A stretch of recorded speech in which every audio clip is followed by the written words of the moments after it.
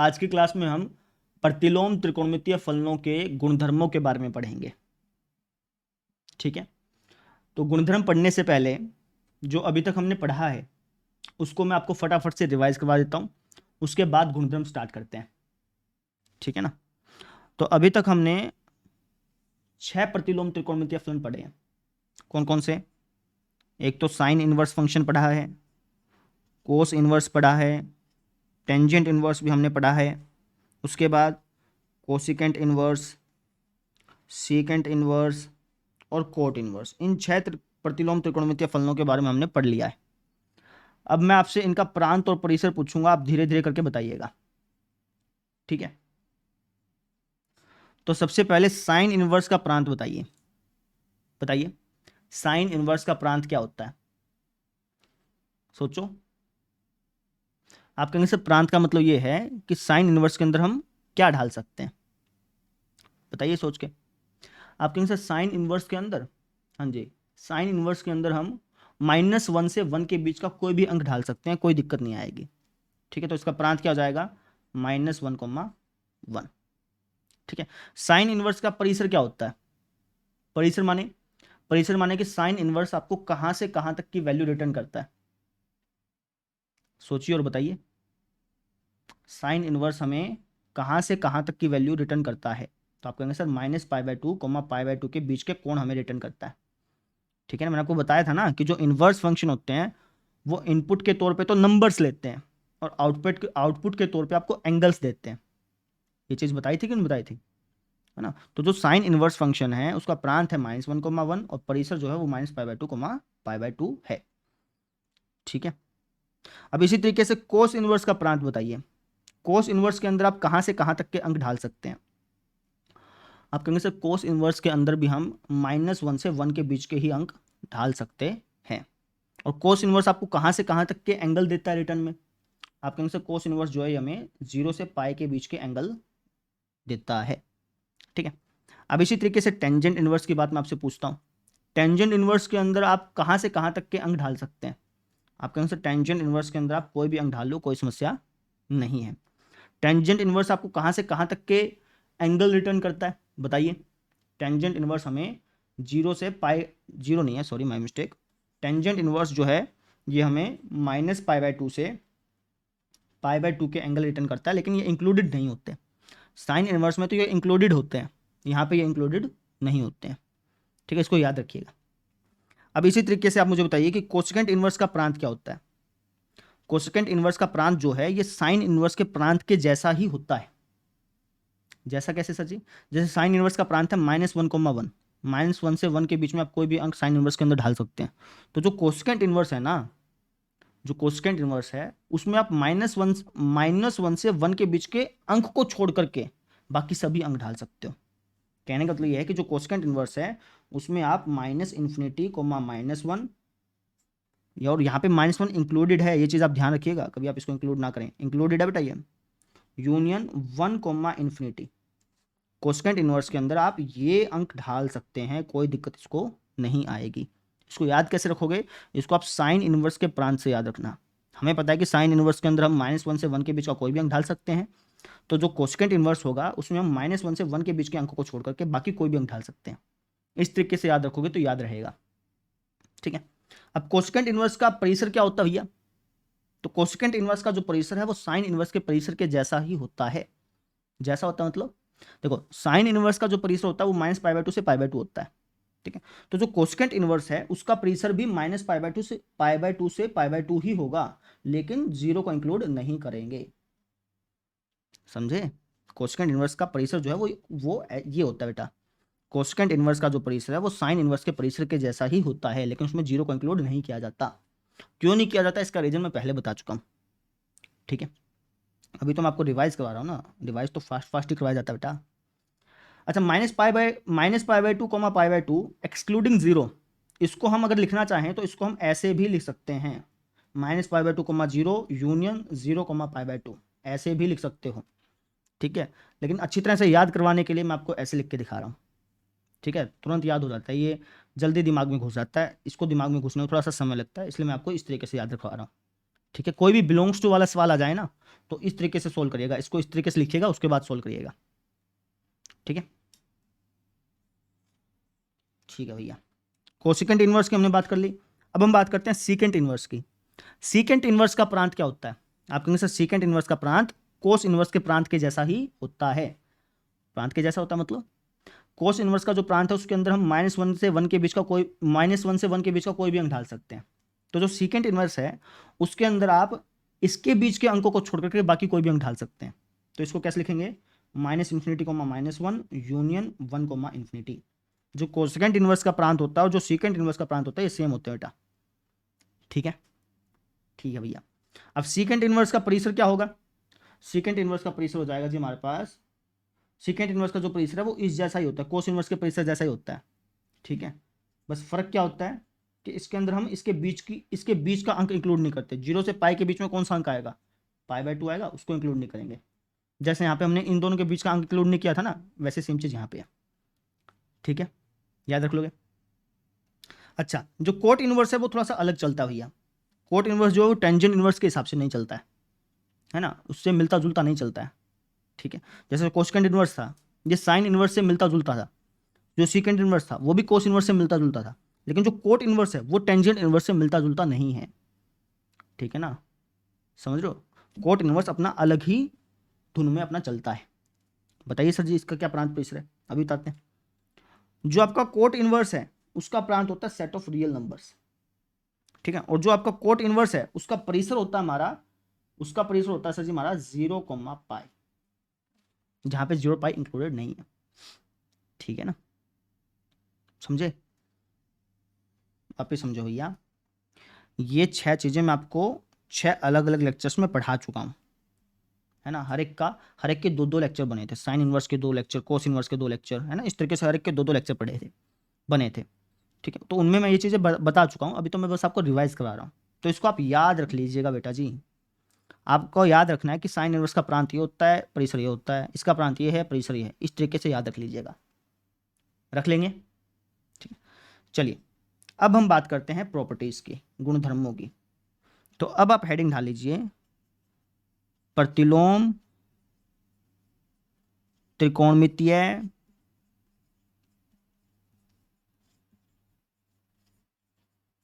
फलनों के गुणधर्म। अब गुणधर्म पढ़ना स्टार्ट करते हैं।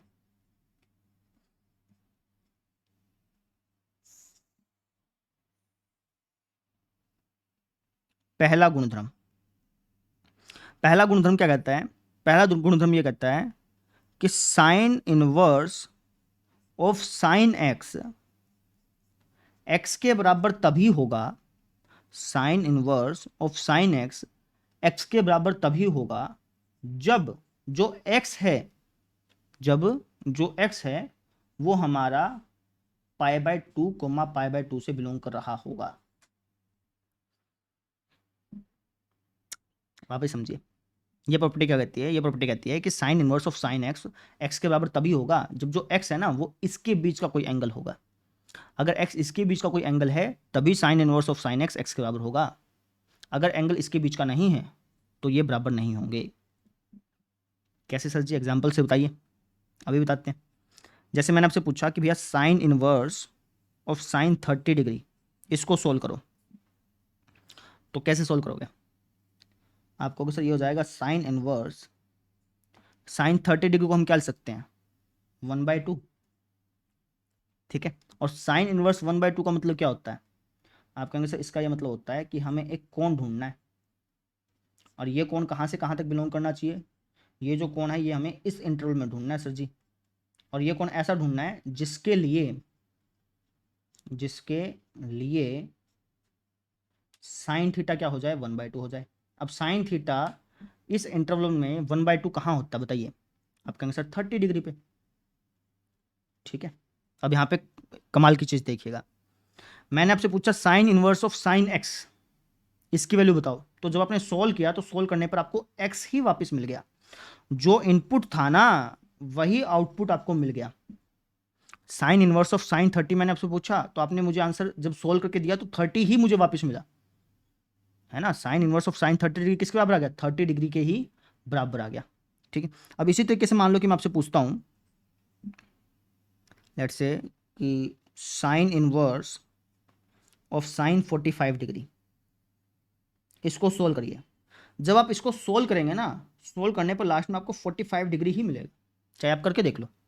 इसी तरीके से अगर मैं आपसे sine inverse of sine let's say कि 89 डिग्री पूछूंगा, ठीक है, तो अगर आप इसको सोल्व करोगे ना बेटा, तो आपको वापस से 89 डिग्री ही मिलेगा। ठीक है, अगर मैंने आपसे पूछ लिया कि sine inverse of sine minus let's say कि 27 डिग्री पूछ लिया, इसको सोल्व करने को कह दिया मैंने आपसे, तो जब आप इसको सोल्व करोगे तो -27 डिग्री ही मिलेगा बेटा जी। ठीक है, चाहे आप इसको कंप्यूटर पे सोल्व कर देख लो, कहीं सोल्व करके देख लो, आपको सेम टू सेम यही मिलेगा। ठीक है, जो इनपुट डालोगे वही आउटपुट मिलेगा, लेकिन कब? जब आपने जो इनपुट ढाला है वो -90 से 90 के बीच का हो। अगर आप इनपुट के तौर पे -90 डिग्री से 90 डिग्री के बीच का कोई भी एंगल ढालेंगे ना, तो आउटपुट आपको सेम टू सेम मिलेगा।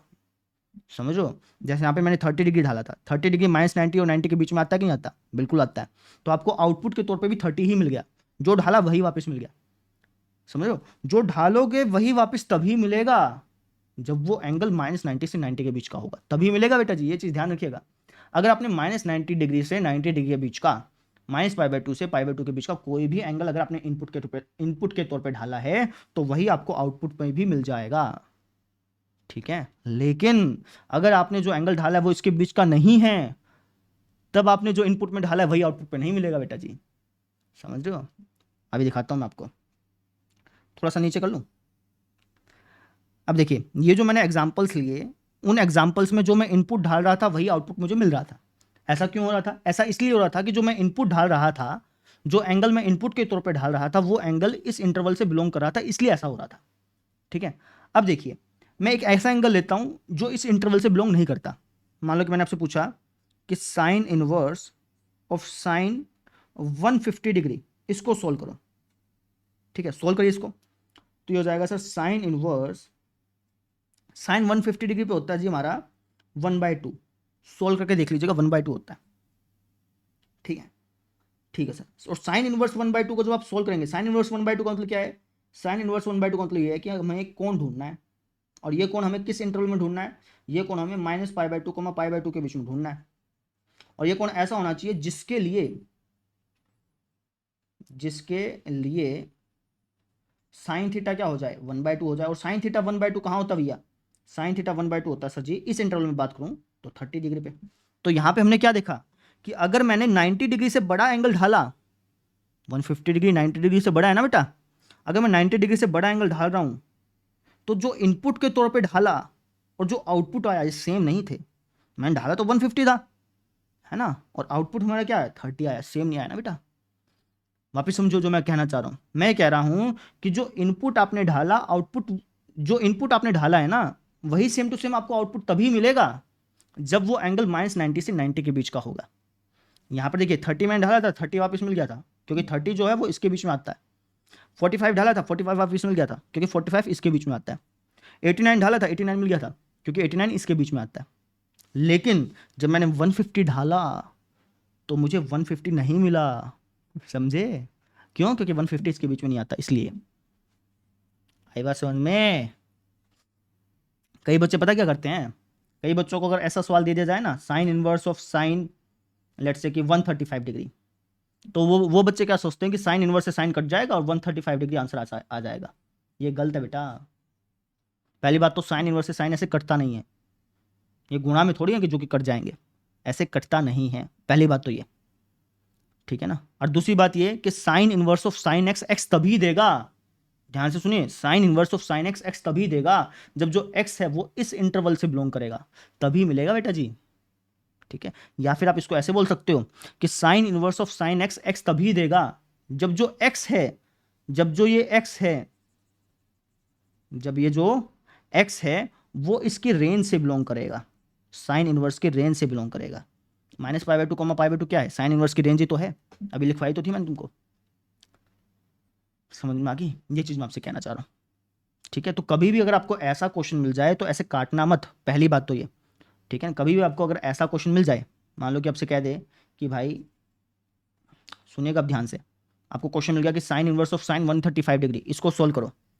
तो सबसे पहले आप अपने आप से सवाल पूछोगे कि क्या 135 डिग्री साइन इनवर्स के रेंज में आता है कि नहीं आता।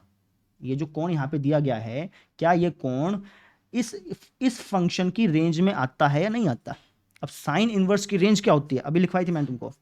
आप कहेंगे सर साइन इनवर्स की रेंज होती है ये। तो मुझे बताइए कि क्या 135 डिग्री -90 से 90 के बीच में आता है कि नहीं आता। आप कहेंगे सर नहीं आता। नहीं आता है तो इसका ये मतलब हो गया कि इसका आंसर 135 नहीं आएगा। ठीक है ना, इसका आंसर कुछ और आएगा। अब वो कुछ और क्या आएगा वो भी आपको बता देता हूं। अब इसको सोल्व कैसे करोगे।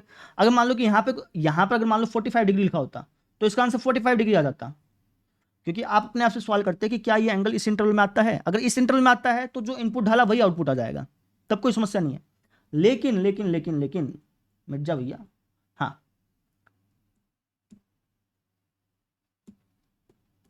लेकिन अगर यहां पे जो एंगल है वो इस इंटरवल के बीच का नहीं है, तब इसको कैसे सोल्व करोगे उसका तरीका समझ लो। तब हम क्या करेंगे, इस एंगल को इस इंटरवल के बीच में लेके आएंगे। अगर ये एंगल इस इंटरवल के बीच का है तब तो कोई समस्या नहीं है ना, तब तो वही सेम टू सेम आंसर आपको मिल जाएगा। लेकिन अगर ये एंगल इस इंटरवल के बीच का नहीं है, तब हम इस एंगल को इस इंटरवल के बीच में लेके आएंगे। कैसे लेके आएंगे सर जी, अभी बताते हैं। देखिए, इसको मैं लिखता हूं साइन इनवर्स का साइन इनवर्स। साइन 135 डिग्री को क्या मैं ऐसे नहीं लिख सकता हूं, पाई माइनस पाई कह लो, या फिर डिग्री में काम कर लेते हैं, साइन 180 डिग्री -45 डिग्री, ऐसे नहीं लिख सकता हूं क्या। इस चीज को मैं ऐसे लिख सकता हूं, नहीं लिख सकता, बिल्कुल लिख सकते हैं। अब देखिएगा, sign inverse sign 180 minus something कौन से क्वाड्रेंट में आ गए, सेकंड क्वाड्रेंट में। सेकंड क्वाड्रेंट में साइन क्या होता है, सेकंड क्वाड्रेंट में साइन सर जी हमारा पॉजिटिव होता है, तो एंगल तो बदलेगा, साइन तो बदलेगा नहीं, सेम का सेम रहेगा। क्या साइन 180 पे बदलता है, नहीं बदलता सर, तो ये हो जाएगा साइन 45 डिग्री। वापिस समझिए, साइन इनवर्स साइन 135 डिग्री को हमने चेंज करके साइन इनवर्स साइन 45 डिग्री लिख दिया। अब यहाँ पे जो एंगल आया है वो इस इंटरवल से बिलोंग करता है कि नहीं करता, बिल्कुल करता है। तो अगर ये एंगल इस इंटरवल से बिलोंग करता है तो जो इनपुट है वही आउटपुट के तौर पर आपको मिल जाएगा। इनके इसको सोल्व करने पे हमें आंसर क्या मिल गया, 45 डिग्री मिल गया। ये थोड़ी सी अभी भारी चीज़ आपको लग रही होगी, वापिस से बता देता हूँ बेटा। सुनो, हमसे हमसे कोई क्वेश्चन में बोल दे कि sine inverse of sine 135 degree का आंसर बताओ, तो इसका आंसर 135 डिग्री नहीं होता बेटा। ठीक है ना, कभी भी अगर आपको ऐसा क्वेश्चन मिल जाए तो सबसे पहले आपको ये चेक करना है कि जो एंगल यहाँ पे दिया गया है वो इसकी रेंज में आता है कि नहीं आता। क्या 135 डिग्री इसकी रेंज में आता है, क्या 135 डिग्री इस इंटरवल में आता है। आपके आंसर नहीं आता। अगर नहीं आता है ना, तो इसको सोल्व करने का तरीका क्या है, इसको सोल्व करने के लिए हम इस एंगल को इसकी रेंज में लेके आते हैं। कैसे लेके आते हैं, साइन 135 को हम ऐसे लिख सकते हैं, सोल्व करेंगे तो ये आ जाएगा। अब ये एंगल इसकी रेंज में आ रहा है कि नहीं आ रहा, बिल्कुल आ रहा है। जब ये एंगल इसकी रेंज में आने लग जाएगा ना, तो आपको आपका आंसर मिल गया। ठीक है, ये चीज़ मैं आपसे कहना चाह रहा हूँ। क्लियर है, समझ में आई मेरी बात। इसको और भी डीपली हम पढ़ेंगे, लेकिन पहले मैं एक काम करता हूँ, सारे के सारे फॉर्मूले यहाँ पे लिख देता हूँ, उसके बाद एक एक को पकड़ पकड़ के फिर अच्छी तरह से पढ़ेंगे।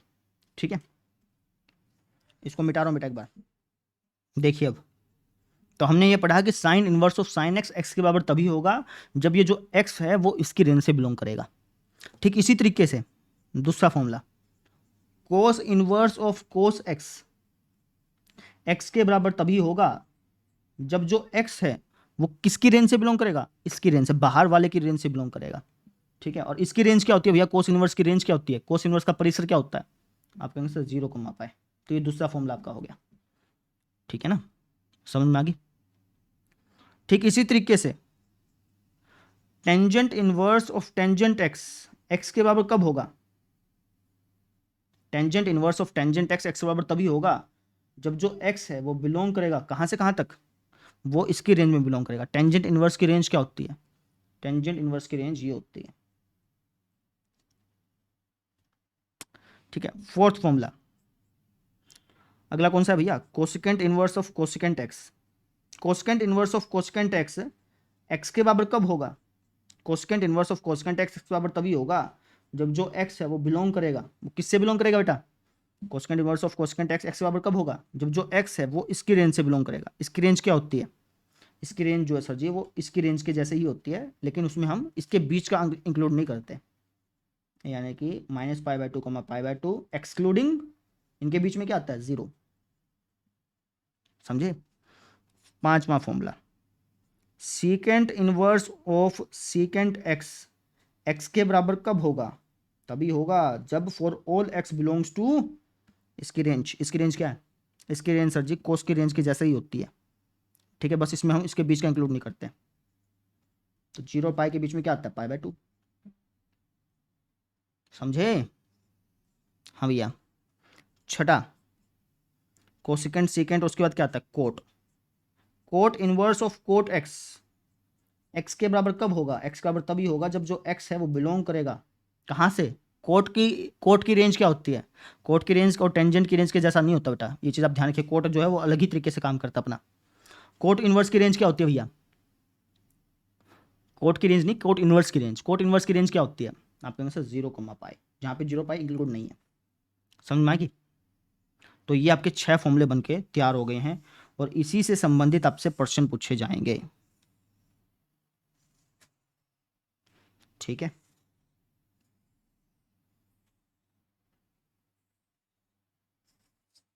इन 6 फॉर्मूलों को आप याद रखिए। क्लियर?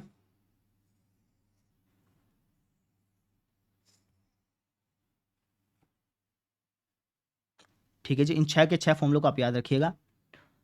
और अभी हम इन छह के 6 फलनों को एक एक करके और डीपली पढ़ेंगे, ठीक है ना? अभी मैं क्वेश्चन स्टार्ट नहीं कराऊंगा, अभी इसको थोड़ा सा और डीपली पढ़ेंगे, इनका ग्राफ देखेंगे। इन सभी फलनों, ये फलन है बेटा, ये सारे के सारे फलन है।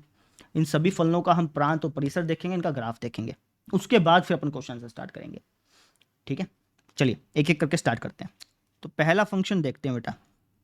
पहला फंक्शन हमारा क्या था? पहला फंक्शन था हमारा sine inverse of sine x. ये हमारा पहला फंक्शन था, ठीक है? इसको मैंने लेट से वाई के बराबर मान लिया, ठीक है? अब मैं आपसे इसका प्रांत पूछ रहा हूँ। इसका प्रांत बताइए भैया, इस फंक्शन का प्रांत बताओ। प्रांत का मतलब ये होता है कि इस फंक्शन में हम एक्स की जगह क्या क्या डाल सकते हैं। कैसे बताओगे? आप कहोगे सर जी ये साइन इनवर्स समथिंग जैसा कोई फंक्शन है ना? साइन इनवर्स यहाँ पे लिखा हुआ है और यहाँ पे कुछ लिखा हुआ है, तो साइन इनवर्स समथिंग जैसा फंक्शन हो गया, ठीक है?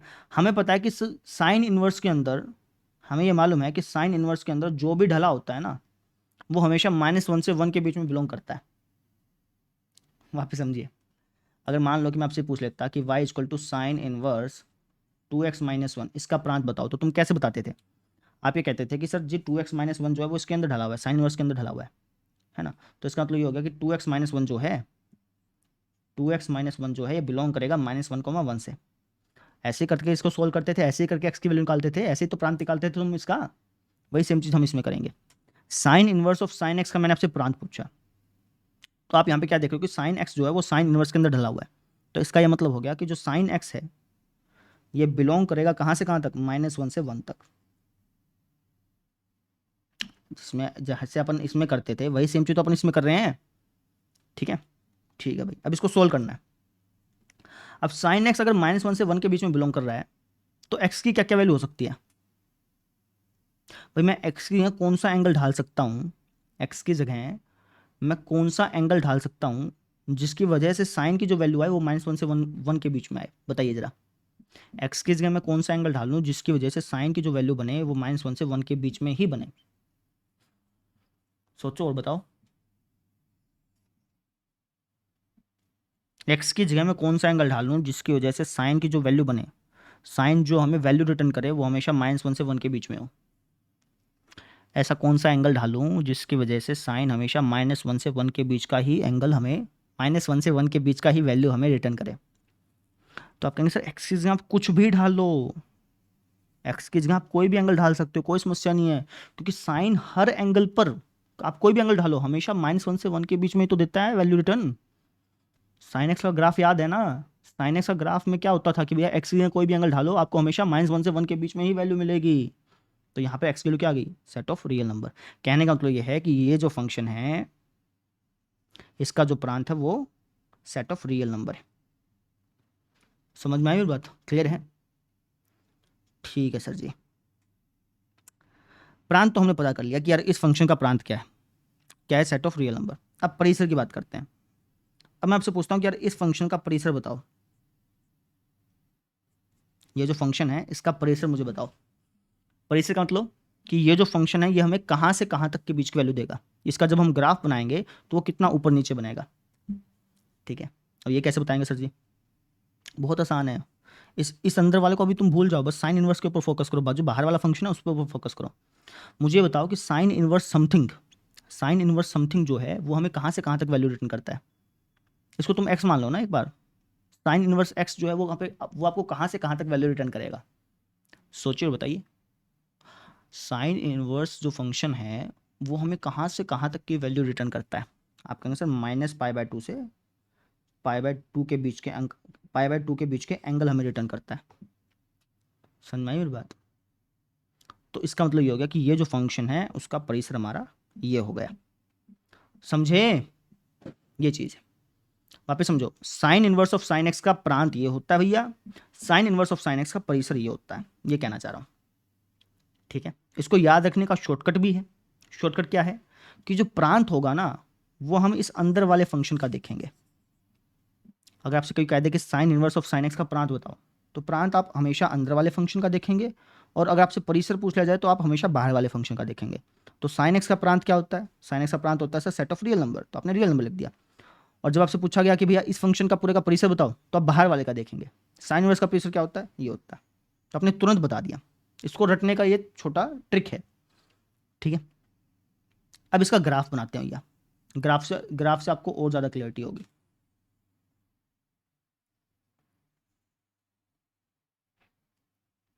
अब ग्राफ कैसे बनेगा वो देखिए। ग्राफ बनाने के लिए इसको मैं 0 बोल देता हूँ और 90 डिग्री के इंटरवल पे ग्राफ बना लेते हैं। ये हो गया हमारा π/2, ये हो गया हमारा पाई, ये है 3π/2 और ये 2π। इसी तरीके से आगे बढ़ता जाएगा। सेम चीज़ लेफ्ट साइड में -π/2, माइनस का पाई, माइनस का 3π/2, माइनस का 2π। ठीक है, ठीक है सर जी। ये जो फंक्शन है इसका प्रांत है सेट ऑफ रियल नंबर, यानी कि ये जो फंक्शन है ये एक्स एक्सिस पे ऐसे बढ़ता रहेगा बढ़ता रहेगा बढ़ता रहेगा, लेफ्ट साइड भी बढ़ता रहेगा राइट साइड भी बढ़ता रहेगा। अच्छा, इस फंक्शन का परिसर क्या है? इस फंक्शन का परिसर -π/2 से π/2। इसका मतलब क्या हो गया कि इस फंक्शन का जो ग्राफ बनेगा वो -π/2 से π/2 इस तरीके से बनेगा। समझ लो, इस फंक्शन का जब हम ग्राफ बनाएंगे ना बेटा, उस ग्राफ की सबसे लोएस्ट वैल्यू होगी -π/2, उस ग्राफ की सबसे हाईएस्ट वैल्यू होगी हमारी क्या? π/2। ठीक है, अब आप में से कई बच्चे कह देंगे कि सर यहाँ पे π/2 कैसे आ गया? है ना, एंगल तो एक्स एक्सिस पे आते हैं, यहाँ पे π/2 कैसे आ गया सर जी? है ना, मेरी बात ध्यान से समझो बच्चे। ये जो π/2 लिखा है ना यहाँ पे, चाहे आप यहाँ पे देख लो चाहे आप यहाँ पे देख लो, ये अंक ही हैं। कैसे? π/2 का आप क्या लिख सकते हो? π/2 का आप 1.57 समथिंग समथिंग लिख सकते हो कि नहीं लिख सकते? ये भी अंक ही हैं बच्चे, आप इसको ऐसे मत समझिएगा कि ये एंगल हैं, अंक ही हैं, सारे के सारे अंक हैं। ठीक है, लेकिन अपने ना 1.57 समथिंग समथिंग समथिंग लिखने के बजाय π/2 लिख देते हैं, क्योंकि पाई की वैल्यू क्या होती है? 3.14 समथिंग होती है ना, उसको 2 से भाग करोगे तो यही तो आएगा। वापिस समझो, जब हम ग्राफ बनाते हैं ना तो एक्स एक्सिस पे भी ये संख्याएं ही हैं। ठीक है, साइन एक्स का जब हमने ग्राफ बनाया था, साइन एक्स का ग्राफ कैसा होता है? आपके से कुछ ऐसा होता है ना, ये पॉइंट π/2 होता है, ये पाई इस तरीके से बनाया था ना बेटा, है ना। तो इस पॉइंट को मैं जब मैं π/2 बोल रहा हूं, तो चाहे मैं इसको π/2 बोलूं या फिर 1.57 समथिंग समथिंग बोलूं, बात एक ही है। लेकिन 1.57 समथिंग समथिंग समथिंग लिखने के बजाय हम इसको शॉर्ट में π/2 लिख देते हैं। समझ लो, जो एंगल्स होते हैं वो डिग्री में भी लिखे जा सकते हैं और उसको हम संख्या के तौर पे भी लिख सकते हैं। ये देखिए लिख दिया मैंने, ये डिग्री के तौर पे लिख दिया और ये संख्या हो गई। π/3 को सोल्व करेंगे तो संख्या ही तो बनेगी। जैसे समझिएगा 45 डिग्री है ये, 45 डिग्री भी छोड़ो, जैसे मान लो कि 90 डिग्री है। 90 डिग्री को अगर मैं संख्या के रूप में लिखूं तो कैसे लिखूंगा? π/2 के रूप में लिखूंगा। और π/2 को क्या लिख सकता हूँ? π/2 कितना हो जाता है?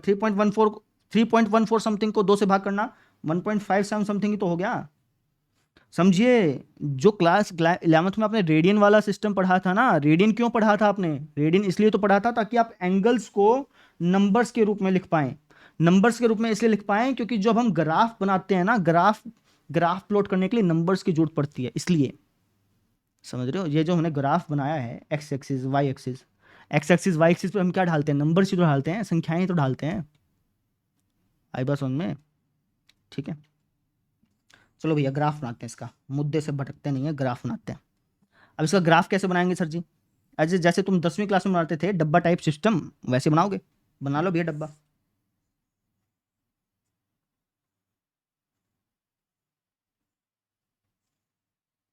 ये एक्स हो गया, ये वाई हो गया। ठीक है, अब एक्स की जगह मान लो कि मैंने जीरो डाल दिया। अगर मैं एक्स की जगह जीरो जीरो डालूंगा तो इसको सोल्व करने पे मुझे क्या मिलेगा? आप कहेंगे सर इसको सोल्व करने पर देख लेते हैं। साइन इनवर्स साइन जीरो, ये हो जाएगा sir sine inverse sine zero पे क्या होता है? जीरो। और साइन जीरो पे, साइन इनवर्स जीरो का मतलब क्या हो गया कि हमें एक एंगल ढूंढना है जहाँ पे साइन जीरो हो। साइन जीरो कहाँ होता है? -π/2 से π/2 के बीच में साइन जीरो कहाँ पे होता है? आप कहेंगे सर जीरो पे। इसका मतलब जो मैंने एक्स के लिए जीरो डाली तो वाई के लिए क्या आ गई? जीरो आ गई। ठीक है, एक्स के लिए कुछ और ढालो, मान लो 45 डिग्री डाल दिया तुमने। ठीक है, तो एक्स की जगह अगर 45 डिग्री डालोगे तो आपको क्या मिलेगा ढालना? Sign inverse sign 45 degree. या तो आप इसको सोल्व करो, इसको सोल्व करो, फिर लास्ट में आपको वैल्यू पता चल जाएगी, है ना। या फिर आप फॉर्मूला भी तो लगा सकते हो, हमने फॉर्मूला पढ़ा नहीं था ये वाला, इस फॉर्मूले का इस्तेमाल कर लो ना। हमें पता है कि अगर हम यहाँ पर जो एंगल है वो अगर हम इसके बीच का कोई भी एंगल ढालेंगे तो हमें सेम टू सेम वापस मिलेगा। तो इसको सोल्व करने की जरूरत क्या है? अगर आप यहाँ पे 45 डिग्री ढालोगे तो आपको 45 डिग्री ही वापस मिलेगा, है ना। अगर मैं यहाँ पे एक्स की जगह -90 से 90 के बीच का कोई भी एंगल ढालूंगा तो मुझे वही सेम टू सेम वापस मिलेगा। ये बात मुझे मालूम है ना। तो उसको सोल्व करने की जरूरत क्या है? सोल्व करने पे भी 45 डिग्री ही मिलना है, चाहे आप सोल्व करके देख लो चाहे। तो क्यों लेंथी करना है इतना? हमें जब पता ही है कि अगर हम एक्स की जगह कोई भी एंगल ऐसा ढालते हैं जो कि -90 से 90 के बीच का है तो सेम टू सेम वही आउटपुट हमें मिलेगा। तो सोल्व करने की जरूरत ही नहीं है ना बेटा, डायरेक्टली कर दो। अगर मैं मान लो 90 डिग्री ढालूंगा तो मुझे क्या मिलेगा? 90 डिग्री ही वापस मिलेगा। ठीक है, इसको मैं रेडियन में लिख देता हूँ, ज़्यादा समझ में आएगा। समझ में आई मेरी बात है? वापस समझिए, जीरो ढाल तो जीरो मिला मुझे।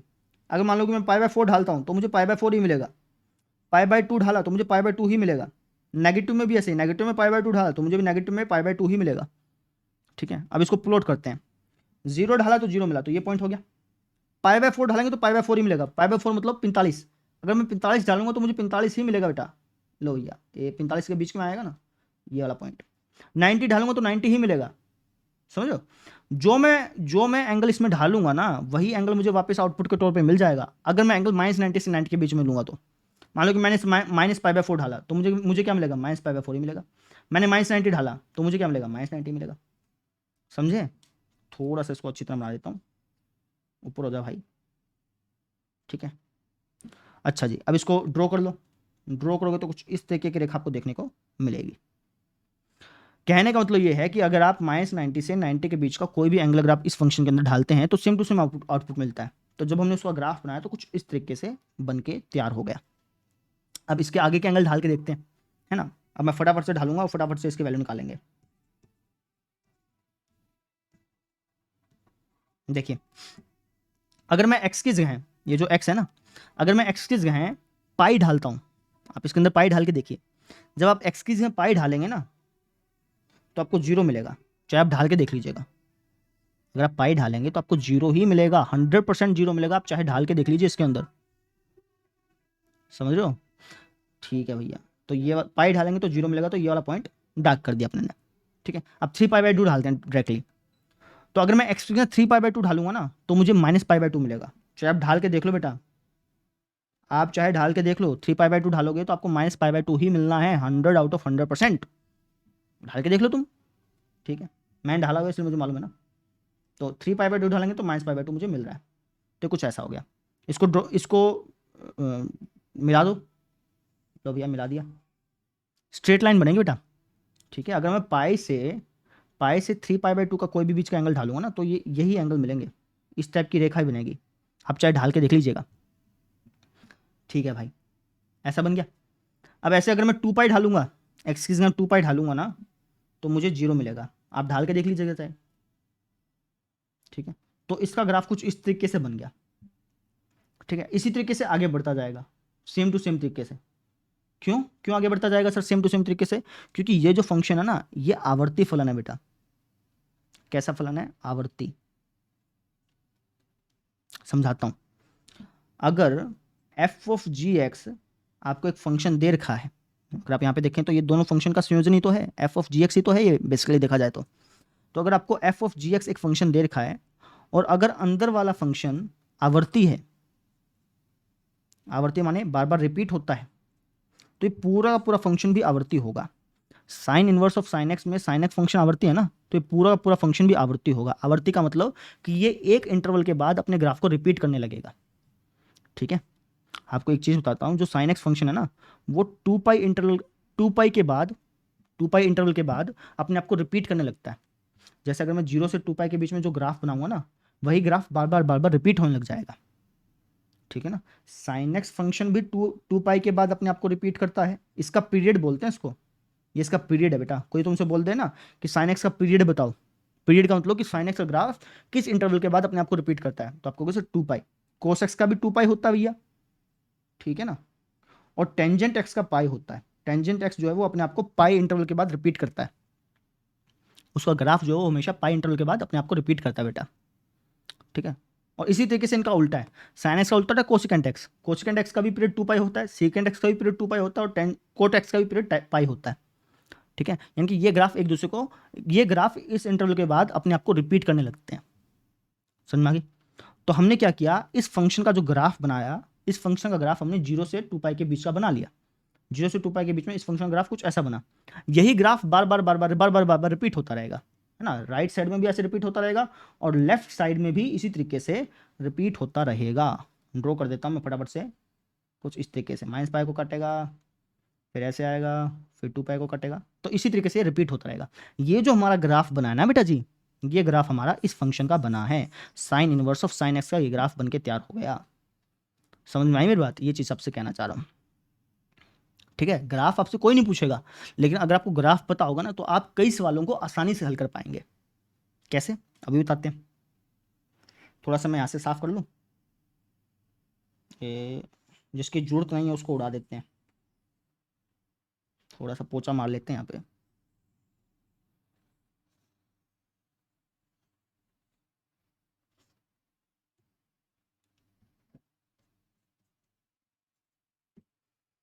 अभी अभी देखिए, ये हमने ग्राफ बना लिया। किसका ग्राफ है, ये हमारा इस फंक्शन का ग्राफ है। ठीक है, अब कमाल की बात है, आपको मैं बताता हूँ। ये जो लाइन आप देख रहे हैं ना, इस लाइन की इक्वेशन पता क्या है। अगर मैं इस लाइन की इक्वेशन देखूं, तो इस लाइन की इक्वेशन है y इक्वल टू एक्स। आप कहेंगे सर आपको कैसे पता कि इस लाइन की equation y equal to x है। अभी बता देते हैं। ये जो लाइन है, ये किस पॉइंट से गुजर रही है। आप कहेंगे सर 0,0 से गुजर रही है। ठीक है भैया, और ये लाइन अगर आप देखोगे ध्यान से, तो ये लाइन पॉजिटिव एक्स एक्सिस के साथ 45 डिग्री का कोण बनाएगी बेटा। अगर आप इस ग्राफ को प्रॉपरली ग्राफ पेपर पे बनाओगे ना, तो यहाँ पर जो कोण बनेगा 45 डिग्री का बनेगा। आप बना के देख लीजिएगा। ठीक है, ठीक है सर। तो अगर मुझे इस लाइन की इक्वेशन बतानी है, तो उसके लिए मेरे पास उत्तर होता है y equal to M X plus C. कक्षा 11वीं में आपने पढ़ा था, जहाँ पे m क्या है, स्लोप है। ठीक है, तो y इक्वल टू, इस लाइन की स्लोप क्या हो जाएगी। आप कहेंगे सर स्लोप होता है टेंजेंट थीटा, ये एंगल है 45 डिग्री, तो इस लाइन की स्लोप कितनी हो गई, टेंजेंट 45 डिग्री पे कितना होता है 1। तो इस लाइन की स्लोप हो गई जी 1, तो m की जगह डाल दिया मैंने 1। x का x, और c क्या होता है, c होता है कि ये रेखा इस y अक्ष को कौन से पॉइंट पर काट रही है। c का मतलब क्या है कि ये रेखा इस y अक्ष को कौन से पॉइंट पर काट रही है। ये रेखा इस y अक्ष को कौन से पॉइंट पर काट रही है, 0 पे, तो c हो गया जी हमारा 0। तो y बराबर आ गया हमारा x। समझे। तो इसलिए इस लाइन की जो, सॉरी, इसलिए इस लाइन की जो इक्वेशन है वो y बराबर x है। समझे। अब मैं आपसे पूछता हूँ कि यार इस लाइन की इक्वेशन बताओ, इस लाइन की इक्वेशन क्या हो जाएगी। इस लाइन की इक्वेशन हो जाएगी sir ji y equal to minus x plus pi. ऐसा क्यों, इस लाइन की equation y equal to x था, ये तो समझ में आ गया। इस लाइन की equation y equal to minus x plus pi क्यों, रीजन बताइए। देखिए, ये जो लाइन है, अगर मैं इस लाइन का ये वाला एंगल देखूं, ध्यान से समझिएगा, इसको थोड़ा सा मैं ऊपर कर देता हूं। अगर आप ये वाला एंगल देखिए ना, ये वाला, तो ये वाला एंगल 135 डिग्री बनेगा। क्यों सर जी, अरे ये 45 है, ठीक है, ये एंगल 90 डिग्री का है, तो ये 135 ही बनेगा बेटा जी। समझ रहे हो, आप चाहे बना के देख लेना, ये 135 ही बनेगा। ये एंगल हमेशा 45 बनेगा, ये भी 45 है, ये भी 45 है, रिपीट करने लगेगा ना। तो ये साइड इस तरफ अगर हम देखेंगे ना, ये वाले रेखा, ये 45 है, ये भी 45 डिग्री का एंगल है, ये भी 45 डिग्री का एंगल है। और अगर आप इस रेखा को देखोगे, ये 135 है, ये भी 135 है। तो ये जो एंगल बन रहा है ना, ये 135 डिग्री बन रहा है। आप चाहे बना के देख लीजिएगा, ठीक है। ठीक है सर। तो ये रेखा धनात्मक एक्स अक्ष के साथ 135 डिग्री का एंगल बना रही है। तो इसका स्लोप क्या हो गया बताइए? एम की वैल्यू क्या हो जाएगी आपके अनुसार? एम की वैल्यू हो जाएगी हमारी टेंजेंट 135 डिग्री, और टेंजेंट 135 डिग्री पे होता है -1, यानी कि एम की वैल्यू हो गई -1। सी क्या हो जाएगा? सी माने कि ये रेखा वाई अक्ष को कहाँ पे काटेगी? अगर आप इस रेखा को आगे बढ़ाओगे ना, तो ये रेखा वाई अक्ष को पाई पर ही काटेगी 100%। चाहे आप बढ़ा के देख लीजिएगा, आगे प्रॉपरली ग्राफ पेपर बना के देखेंगे ना, तो ये रेखा इस वाई अक्ष को पाई पर ही काटेगी। चाहे आप करके देख सकते हैं, ठीक है। नहीं तो आप इसको याद भी रख सकते हैं। याद कैसे? ये रेखा अगर यहाँ पे पाई को काट रही है ना, तो वाई अक्ष को भी पाई पर काटेगी। इस तरीके से भी याद रख सकते हैं, आसान रहेगा याद रखना, ठीक है। तो ये रेखा वाई अक्ष को पाई पे काट रही है, यानी कि सी की वैल्यू क्या हो गई? पाई होगी। अब ये दोनों वैल्यू आप इसके अंदर पुट कर दीजिए, आपको इसकी इक्वेशन मिल जाएगी। ये हो जाएगा माइनस का एक्स प्लस का पाई। तो यही तो मैंने लिखा है। ओ माई मिस्टेक, माइनस का एक्स प्लस का पाई आएगा, माई मिस्टेक। समझ में आ गई मेरी बात? तो इस रेखा की इक्वेशन क्या होगी? माइनस का एक्स प्लस का पाई, ठीक है। अच्छा जी, तो इस रेखा की आपने इक्वेशन बता दी, इस रेखा की आपने इक्वेशन बता दी। अब मैं आपसे इस रेखा की इक्वेशन पूछ रहा हूँ, आप इस रेखा की इक्वेशन बताइए मुझे फटाफट से, बताइए शाबाश। इस रेखा की इक्वेशन क्या हो जाएगी? तो आप कहेंगे सर ये रेखा जो है, ये रेखा जो है, अगर हम इसका ये वाला कोण देखें, पॉजिटिव एक्स एक्सिस के साथ वाला कोण देखते हैं हमेशा। स्लोप जब हम मापते हैं ना, तो ये वाला कोण मापा जाता है हमेशा, हमेशा ये वाला कोण नहीं मापेंगे, ये वाला मापेंगे, ठीक है। तो ये कोण हो जाएगा सर 135 डिग्री, यानी कि इसकी स्लोप है, इसकी स्लोप है सर जी -1। इस रेखा की स्लोप कितनी है? -1 है। ये रेखा जो है, ये वाई अक्ष को कहाँ पे काटेगी बताइए? ये जो रेखा है, ये वाई अक्ष को कहाँ पे काटेगी? आप कहेंगे सर ये नीचे की तरफ जाएगा, ऐसे नीचे की तरफ जाएगा। तो ये रेखा वाई अक्ष को -पाई पे काटेगी। यहाँ पे अगर -पाई है, तो यहाँ पे भी -पाई पे ही काटेगी, ठीक है। इस तरीके से याद रख लेना। तो सी क्या हो जाएगा हमारा? माइनस का पाई। समझ में आ गई? तो एम पता चल गया, सी पता चल गया। तो इस रेखा की इक्वेशन बता सकते हो? बिल्कुल सर, ये हो जाएगा y equal to M X plus C, यानी कि y इक्वल टू माइनस का 1x माइनस का पाई, या फिर कह लो y इक्वल टू माइनस का x माइनस का पाई, है ना। तो इस लाइन की इक्वेशन क्या हो गई? y इक्वल टू माइनस का x माइनस का पाई। इस लाइन की इक्वेशन बताओ भाई, इस लाइन की। आप कहेंगे सर ये जो लाइन है, अगर हम पॉजिटिव एक्स एक्सिस की तरफ से देखें, तो ये कौन बनेगा? 45 डिग्री, यानी कि यहाँ पर इसकी स्लोप हो गई 1। एम की वैल्यू कितनी हो गई? 1 हो गई। स्लोप कितनी होगी बेटा जी? 1 हो गई, ठीक है। अच्छा, ये रेखा जो है वाई एक्स को कहाँ पे काटेगी? आप कहेंगे सर नीचे की तरफ जाएगी, और ये रेखा जो है, ये रेखा जो है वाई एक्स को हमारा -2 पाई पे काटेगी, है ना। यहाँ पे 2 पाई है ना बेटा, लेकिन जब ये नीचे की तरफ जाएगी, तो यहाँ पर तो नीचे तो -2 पाई आएगा ना। तो इसका मतलब क्या होगा कि सी क्या होगा हमारा? माइनस का 2 पाई, ठीक है। तो इसकी इक्वेशन क्या आ जाएगी? y equal to M X plus C. तो ये हो जाएगा हमारा y इक्वल टू एम की वैल्यू क्या है? 1, यानी कि x माइनस सी की वैल्यू क्या है? 2 पाई। तो इस लाइन की इक्वेशन क्या हो जाएगी? x minus 2 pi. समझ में आई? y equal to x minus 2 pi. समझो ये चीज़, बहुत इंपॉर्टेंट बात है बेटा ये, ठीक है। तो इस लाइन की इक्वेशन तुमने मालूम कर ली, इस लाइन की इक्वेशन, इस लाइन की इक्वेशन, इस लाइन की इक्वेशन तुमने मालूम कर ली। तुम आगे की लाइन की भी इक्वेशन मालूम कर सकते हो अगर करना चाहो तो, ठीक है। आप कहेंगे सर इस इक्वेशन का फ़ायदा क्या हुआ? आपने इक्वेशन मालूम करवा दी, लेकिन इस इक्वेशन का फ़ायदा क्या हुआ? अभी बताते हो तुमको फ़ायदा। अभी देखिए, इसको थोड़ा सा साफ कर लेता हूँ। ये जो मैंने इक्वेशंस बनाए ना, इनका बहुत फ़ायदा बेटा, अभी बताता हूँ। देखिए, जैसे मान लीजिए कि मैंने आपसे पूछ लिया कि sine inverse of sine 45 degree का मान बताओ, तो आप मुझे फटदने से कह दोगे कि जी 45 डिग्री आएगा, है ना। क्योंकि आपको पता है कि अगर ये जो एंगल है ये -90 से 90 के बीच का है, तो सेम टू सेम यही यही यही हमारा आंसर आ जाता है। ये भी चीज़ आपको पता है। तो जब मैंने आपसे ये पूछा, तो आपने तुरंत मुझे ये बता दिया, बिल्कुल सही। अब इसी क्वेश्चन को आप ग्राफ की मदद से भी सॉल्व कर सकते थे। कैसे सर जी? अभी बताते हैं। इसी क्वेश्चन को ग्राफ की मदद से कैसे करते, देखिए। मैंने आपसे पूछा था कि sine inverse of sine 45 degree का वैल्यू बताओ। मैंने आपसे पूछा था कि sine inverse of sine 45 degree का वैल्यू बताओ। ये चीज़ पूछी थी ना, इसको आप y के बराबर मान लेते हैं। किसके बराबर मान लिया आपने? इसको y के बराबर मान लिया। अब देखिए 45 डिग्री हमें कहाँ देखने को मिलेगा? एक्स एक्सिस पे बात कर रहा हूँ। अब कभी कह दें कि ये हो गया 45, नहीं नहीं, एक्स एक्सिस पे बात कर रहा हूँ बेटा। एक्स एक्सिस पे 45 डिग्री कहाँ मिलेगा? आपको एक्स एक्सिस पे 45 डिग्री यहाँ कहीं मिलेगा। 0 ये है, 90 ये है, तो 45 हमें यहाँ पे मिलेगा, ठीक है। 45 अगर यहाँ पर है, इस पॉइंट पर है, इसको मैं डार्क कर देता हूँ, 45 अगर यहाँ पे है तो ये हमें क्या रिजल्ट देगा अगर ग्राफ की मदद से देखें तो? आप कहेंगे सर ये हमें y equal to x result देगा, है ना, ऊपर की तरफ जाओगे तो यही रेखा आपको देखने को मिल रही है ना। तो अगर आपने 45 डिग्री ढाला तो इसकी इक्वेशन क्या है, y इक्वल टू एक्स है।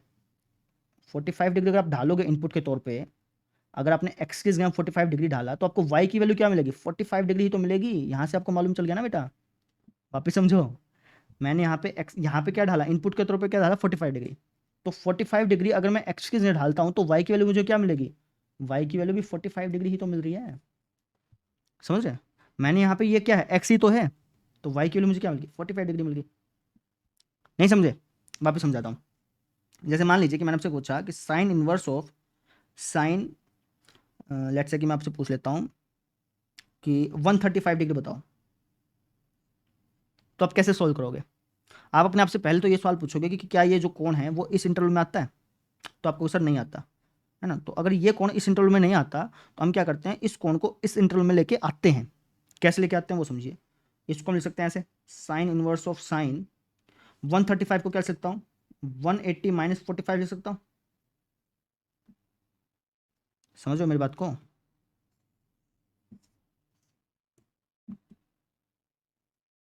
Sine inverse of sine 135 degree था, इसको मैं कुछ ऐसे लिख सकता हूँ कि नहीं लिख सकता? बिल्कुल लिख सकते हैं सर जी। अब इसको सोल्व कर लो, ये हो जाएगा साइन इनवर्स साइन 180 माइनस 45, कौन से क्वाड्रेंट में आ गए, दूसरे क्वाड्रेंट में। दूसरे क्वाड्रेंट में साइन क्या होता है, पॉजिटिव। साइन क्या बदलेगा, नहीं बदलेगा, तो इसको हम ऐसे लिख सकते हैं। ठीक है, अब ये जो एंगल है वो इस इंटरवल में आ रहा है कि नहीं आ रहा, बिल्कुल आ रहा है सर। तो sine inverse of sine 45 degree क्या हो जाएगा, 45 डिग्री हो जाएगा। तो इसको जब तुमने सोल्व किया तो तुम्हारा आंसर 45 डिग्री आ गया। अब इसी सेम क्वेश्चन को मैं ग्राफ की मदद से सोल्व करता हूँ, तुरंत आंसर आएगा। कैसे, अभी देखिए। मैंने आपसे पूछा था कि sine inverse of sine 135 degree बताओ, तो इसको तुमने y के बराबर मान लिया, लेट से। ठीक है, ग्राफ में तुम्हें तुम्हें जल्दी मालूम चल जाएगा। मैंने आपसे ये पूछा कि sine inverse of sine 135 degree का वैल्यू बताओ, इसका आंसर बताओ, तो तुमने इसके आंसर को y के बराबर मान लिया, तुमने कह दिया कि इसका आंसर y है ना। अब इसको ग्राफ पे कैसे पता चलेगा वो देखिए। 135 डिग्री हमें कहाँ देखने को मिलेगा, आपके आंसर 0 ये है, 40 0 ये है, 90 ये हो जाएगा, और ये हमारा 180 है, तो 135 यहाँ कहीं मिलेगा अपने को, यहाँ कहीं। ठीक है, अच्छा जी, 135 अगर हम इनपुट के तौर पे ले रहे हैं तो आउटपुट हमें क्या मिलेगा, आपके आंसर आउटपुट हमें ये मिलेगा, y इक्वल टू माइनस का x प्लस का पाई, ये आउटपुट हमें मिलेगा। तो ढाल दो यहाँ पे x की जगह, x की जगह तुमने क्या ढाला है, x की जगह सर जी 135 ढाला है, तो ढालो 135 डिग्री प्लस में पाई क्या होता है 180 डिग्री। सोल्व करोगे तो क्या तुम्हें मिलेगा 45 डिग्री। तो ग्राफ की मदद से भी तुम्हें आंसर मिल गया, क्या मिला इसका आंसर 45 डिग्री। और यहाँ पे 45 डिग्री आया था, ग्राफ में देखा तब भी हमारा 45 डिग्री आ गया था। वापिस समझो, एक एग्जाम्पल और लेता हूँ। जैसे मान लीजिए, अब मैं तुरंत आपसे पूछ लेता हूँ, ग्राफ की मदद से देख करते हैं इसको। जैसे कि मैंने आपसे पूछ लिया कि भाई मुझे आप एक काम करो, मुझे आप लेट्स से कि साइन, मान लो कि मैंने पूछा साइन 280 डिग्री बताओ, साइन 280 डिग्री बताओ ग्राफ की मदद से। Sine inverse sine 280 degree, sine 280 नहीं, साइन इनवर्स साइन 280 डिग्री बताओ। तो क्या करोगे आप, ग्राफ में देखोगे कि 280 डिग्री कहाँ पे आएगा। ये 180 हो गया सर जी, ये 360 हो गया, ये 270 हो गया, तो 280 यहाँ कहीं आएगा, यहाँ कहीं आएगा। ठीक है, जब आप इसको लाइन पे देखोगे तो इसकी लाइन ये वाली बन रही है, ये वाली। इस लाइन की इक्वेशन क्या है, इस लाइन की equation sir ji y equal to x minus 2 pi, है ना। आपने मुझसे क्या पूछा था, 280 डिग्री, तो एक्स में 280 डिग्री डाल दो। ठीक है, और 2 पाई कितना होता है 360, सोल्व करना -60 इसका आंसर आएगा। आप अगर इसको सोल्व करोगे तो तब भी -60 ही आना है इसका आंसर, चाहे आप इसको सोल्व करके देख लो वैसे। ठीक है ना, मैंने इसको अभी ग्राफ पे सोल्व करके देखा, ग्राफ पे सोल्व किया तो -60 आंसर आया। अगर मैं इसको वैसे सोल्व करता तब भी -60 ही आंसर आता। करके दिखाऊं, इसको सोल्व करना, ये हो जाएगा साइन इनवर्स साइन 280 को क्या लिख सकता हूँ, साइन 360 माइनस, इसको क्या लिख सकते हैं भैया 280 को, अच्छा यहाँ पे सॉरी माई मिस्टेक, 280 माइनस 360 का तो -80 आएगा, तो 360 माइनस 80 लिख सकता हूँ इसको मैं, इसको मैंने ऐसे लिख दिया। अब मुझे पता है कि यार साइन 360 माइनस समथिंग कौन से क्वाड्रेंट में आ गए, फोर्थ में आ गए। फोर्थ क्वाड्रेंट में साइन क्या होता है, after school to college negative होता है सर जी, तो ये हो जाएगा -sin 80 डिग्री। ठीक है, अब -sin 80 डिग्री को मैं कर सकता हूँ, -sin 80 डिग्री को मिल सकता हूँ साइन -80। ठीक है, अब ये जो -80 एंगल है वो इस इंटरवल में आता है नहीं आता? बिल्कुल आता है। तो इसको सोल्व करने में क्या आएगा? -80 डिग्री। तो जब मैंने इसको फॉर्मूले के हिसाब से सोल्व किया तब भी मुझे आंसर वही मिला, और जब मैंने इसको ग्राफ में देख के सोल्व किया तब भी आंसर मुझे वही मिला। ग्राफ में जल्दी आंसर मिल जाता है बेटा जी, समझ लो। अब जैसे मैंने आपसे पूछ लिया कि भैया मुझे आप बताइए कि साइन माइनस का 135 पे क्या मिलेगा, ठीक है ना। मैंने आपसे पूछ लिया कि साइन इनवर्स साइन माइनस का 135 डिग्री पे क्या मिलेगा, तब ग्राफ देख के तुरंत बता सकते हो। माइनस का 135 कहाँ मिलेगा? यहाँ मिलेगा सर जी, यहाँ पर है ना। ये रेखा कौन सी है? इस रेखा की इक्वेशन क्या है आपके आंसर? इस रेखा की इक्वेशन ये है, y इक्वल टू -x - पाई। तो मैंने आपसे पूछा क्या? -135 डिग्री पूछा ना, तो एक्सिस में -135 डिग्री डाल दो, तो क्या हो जाएगा? ये हो जाएगा सर जी हमारा 135 - 180। सोल्व करने पे क्या आएगा आपको? -45। तो जब आप इसको सोल्व करोगे तो -45 डिग्री आपका आंसर आ जाएगा। समझ में आ गई मेरी बात? ठीक है, तो इस तरीके से आप ग्राफ से बहुत सारी डिटेल्स पता कर सकते हो। क्लियर है? ठीक है। अच्छा, एक कुछ और सवाल भी करते हैं ताकि आपका थोड़ा कॉन्फिडेंस बढ़ जाए। अब जैसे मान लीजिए कि मैंने आपसे पूछ लिया कि साइन इनवर्स ऑफ साइन 2 बताइए, इसकी वैल्यू बताओ। ऐसे साइन इनवर्स ऑफ साइन 3 की वैल्यू बताओ, साइन इनवर्स ऑफ साइन 4 की वैल्यू बताओ। मैंने आपसे ये चीज़ें पूछ ली, अब कैसे बताओगे? तो जैसे मैंने आपसे पूछा कि साइन इनवर्स ऑफ साइन 2 बताओ, है ना, तो ग्राफ की मदद से बहुत जल्दी निकल जाएगा और बहुत बहुत आसानी से समझ भी आ जाएगा तुमको। कैसे? तुम देखोगे कि यार 2 कहाँ पे मिलेगा अपने को, तो जैसे यहाँ पे 0 लिखा हुआ है, यहाँ पे लिखा है π/2। π/2 की वैल्यू क्या होती है? π/2, पाई को अगर आप 2 से भाग करोगे तो 1.57 समथिंग आएगा। और पाई की वैल्यू क्या होती है? पाई की वैल्यू होती है 3.14 समथिंग, है ना। तो 2 हमें कहाँ मिलेगा? 2 हमें इनके बीच में मिलेगा सर जी। कहीं मान लो कि यहाँ पे 2 मिल गया, यहाँ पर मान लो आपको 2 मिल गया, ठीक है। तो 2 अगर आपको यहाँ पे मिल गया तो आपकी वाई की वैल्यू क्या निकल के आएगी? मतलब ये जो फंक्शन है इसकी वैल्यू क्या निकल के आएगी? तो आप क्या होगा सर, इस इक्वेशन के अंदर ढाल देंगे। ये पॉइंट 2 हमारे यहाँ पे है ना, तो इसके ऊपर रेखा यही बन रही है, तो इसके अंदर ढाल दो बस, y इक्वल टू माइनस का x प्लस वाई। तो 2 ढाल दो इसके अंदर, तो ये हो जाएगा माइनस का 2 प्लस का पाई। y इक्वल टू माइनस का 2 प्लस पाई की वैल्यू क्या होती है? 3.14 समथिंग समथिंग होती है। घटा लेना, आपको आंसर मिल जाएगा। ये आ जाएगा 1.14 समथिंग समथिंग। यानी कि जब हम इसको सॉल्व करेंगे तो हमारा आंसर क्या आएगा? 1.14 समथिंग समथिंग। समझे? तो इस टाइप के जो सवाल होते हैं ना, वो ग्राफ से तुरंत आपको पता चल जाते हैं, इसलिए ग्राफ सिखाया जाता है। अब इसी सवाल को आप फॉर्मूले के हिसाब से भी कर सकते थे, उसमें भी कोई दिक्कत नहीं थी। फॉर्मूले के हिसाब से कैसे, अभी बताते हैं। अगर आप इस सवाल को मैंने ग्राफ की मदद से किया, अब इसको मैं फॉर्मूले के हिसाब से करता हूँ। फॉर्मूले के हिसाब से कैसे करते हैं जी? तो हमें पता है हम क्या करते थे। सबसे पहले ये जो एंगल है, ये जो 2 लिखा गया बेटा, ये संख्या नहीं है, ये एंगल है, रेडियन में दे रखा है बस, ठीक है। तो ये जो हमारा एंगल है, हम ये देखते थे कि क्या ये एंगल इस इंटरवल के बीच में आता है कि नहीं आता।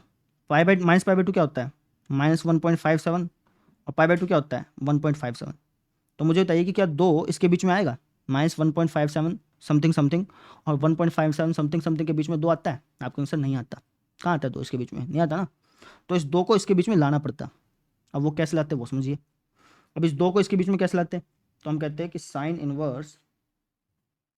अब ये 2 कहाँ पे मिलता है पहले तो ये मुझे ये बताओ। आपके आंसर 2 जो है वो हमें फिर भी हमें ग्राफ थोड़ा बहुत देखना ही पड़ता बेटा, है ना, या फिर थोड़ा दिमाग सोचना पड़ता। आप कहेंगे सर 2 जो है ये हमें 90 से बड़ा और 180 से छोटा, यानी कि सेकंड क्वाड्रेंट में मिलता, ठीक है ना। 2 जो है वो कहाँ मिलता? सेकंड क्वाड्रेंट में मिलता। तो इसको हम ऐसे, इस साइन 2 को हम ऐसे लिखते हैं ना, sine 3.14 something something minus 1.14 something something. समझ लो, 1.14 भी नहीं, 3.14, हाँ ठीक है, 1.14 समथिंग समथिंग आएगा। तो साइन इनवर्स ऑफ साइन 2 को हम ऐसा लिख सकते थे, ठीक है। अब देखिएगा, साइन इनवर्स साइन 3.14 यानी कि पाई, साइन पाई में से अगर आप कुछ घटाते हो तो सेकंड क्वाड्रेंट में आ जाता है। सेकंड क्वाड्रेंट में साइन क्या होता है? पॉजिटिव होता है, और साइन नहीं बदलता है, तो हो जाता है साइन 1.14 समथिंग समथिंग। अब 1.14 समथिंग समथिंग इस इंटरवल में आता है? बिल्कुल आता है सर। तो इसको सोल्व करने पे क्या आंसर आ जाता है? 1.14 समथिंग समथिंग। समझ लो, ठीक है। तो ये जो न्यूमेरिकल वाले सवाल होते हैं ना बेटा, साइन इनवर्स ऑफ साइन 2 बताओ, साइन इनवर्स ऑफ साइन 3 बताओ, साइन इनवर्स ऑफ साइन 4 बताओ, इसको सोल्व करने में ये ग्राफ आपको ज़्यादा हेल्प करता है रेदर देन ये फॉर्मूला, ठीक है। अब जैसे मान लीजिए कि मैंने आपसे पूछा कि साइन इनवर्स ऑफ साइन 3 बताओ, अब मुझे बताना एक्स एक्सिस पे 3 कहाँ पे मिलेगा अपने को। तो आपके आंसर ये 3.14 है, तो 3 जो है वो हमें यहाँ कहीं मिलेगा, यहाँ कहीं मिलेगा इससे पहले। है ना। तो इसकी इक्वेशन क्या है, इसकी इक्वेशन है sir y equal to minus का x प्लस का पाई। सोल्व कर लो, y इक्वल टू माइनस का 3 प्लस में 3.14 समथिंग समथिंग। सोल्व करो तो क्या आएगा 0.14 समथिंग समथिंग। आ गया आपका आंसर। कितनी जल्दी निकल गया ग्राफ की मदद से अगर हम देखें तो, और समझ में भी आई चीज़ ये अपने। अब जैसे मैंने सोचा कि साइन इनवर्स ऑफ साइन 4 बताओ, 4 कहाँ मिलेगा, तो आप कहेंगे सर 4 जो है ये है हमारा 3 पाई/2। सोल्व करना है इसको, 3.14 को 3 से मल्टीप्लाई करना, 10 कुछ समथिंग हो गया है ना। 4 जो है वो यहाँ पे मिलेगा इससे पहले, ठीक है ना, इससे पहले मिलेगा। तो इसकी इक्वेशन क्या हो जाएगी, इसकी इक्वेशन हो जाएगी सर वापस यही, समझ रहे हो। तो वापस से अगर इसकी इक्वेशन ये होगी तो उसको सोल्व कर लो। इसको सोल्व कर तो क्या आएगा y इक्वल टू माइनस का x प्लस का pi, y equal to x के लिए क्या है 4 और पाई के लिए क्या है 3.14 समथिंग समथिंग। सोल्व कर लीजिए इसको, आपको आपका आंसर मिल जाएगा। समझे, इसलिए मैं आपको ग्राफ पढ़ा रहा हूँ क्योंकि ग्राफ आपकी बहुत मदद करेगा, ठीक है। अगर आपको ग्राफ अगर याद नहीं होता तब भी कोई दिक्कत नहीं है, ग्राफ नहीं भी पढ़ाता तब भी मैं क्वेश्चन सॉल्व करवा सकता था, लेकिन ग्राफ इसलिए पढ़ाया ताकि आपकी पकड़ मजबूत हो जाए टॉपिक पर। क्लियर होगी बात मेरी, समझ में आ गया। वापस समझा देता हूँ बेटा, ये जो फंक्शन है इसका प्रांत है ये, इस फंक्शन का परिसर है ये, और इसका ग्राफ कुछ इस तरीके से बनता है। ये इसकी इक्वेशंस हैं, इस ग्राफ में जो ये लाइन बन रही है इनकी इक्वेशंस हैं। इक्वेशंस कैसे निकाल जाती हैं वो मैंने आपको बता दिया। ग्राफ किस टाइप के सवालों में यूज़ किया जाता है वो मैंने आपको बता दिया। ये सवाल आपके पूछे नहीं जाएंगे, ठीक है, ये सिर्फ आपके ज्ञान के लिए था। क्लियर हो गया। अब हम बढ़ते हैं सेकंड फंक्शन पे। जो हमारे सेकंड फंक्शन है ये हमारा, ये जो हमारा कोस इनवर्स ऑफ कोस एक्स, इसको मैंने y के बराबर मान लिया, ठीक है। अब मैंने पूछा कि यार इस फंक्शन का प्रांत बताओ, तो आप कहेंगे सर प्रांत का मतलब होता है कि x की क्या क्या वैल्यू ढल सकती है। वो कैसे पता करेंगे, यहाँ पे कोस इनवर्स लिखा है, हमें पता है कि कोस इनवर्स के अंदर हमेशा -1 से 1 के बीच के ही अंक ढलते हैं। इसका मतलब ये होगा कि कोस एक्स जो है ये बिलोंग करेगा -1 से 1 के बीच में, ठीक है। अब कोस एक्स अगर -1 से 1 के बीच में बिलोंग कर रहा है तो एक्स कहाँ से बिलोंग करेगा। आप कहेंगे सर एक्स में कोई भी कुछ भी ढालो, कोई भी एंगल आप ढालो हमेशा आपको -1 से 1 के बीच में ही देता है, तो x belongs to set of real number. तो इसका प्रांत हो गया जी ये। अब बात करते हैं इसके परिसर की।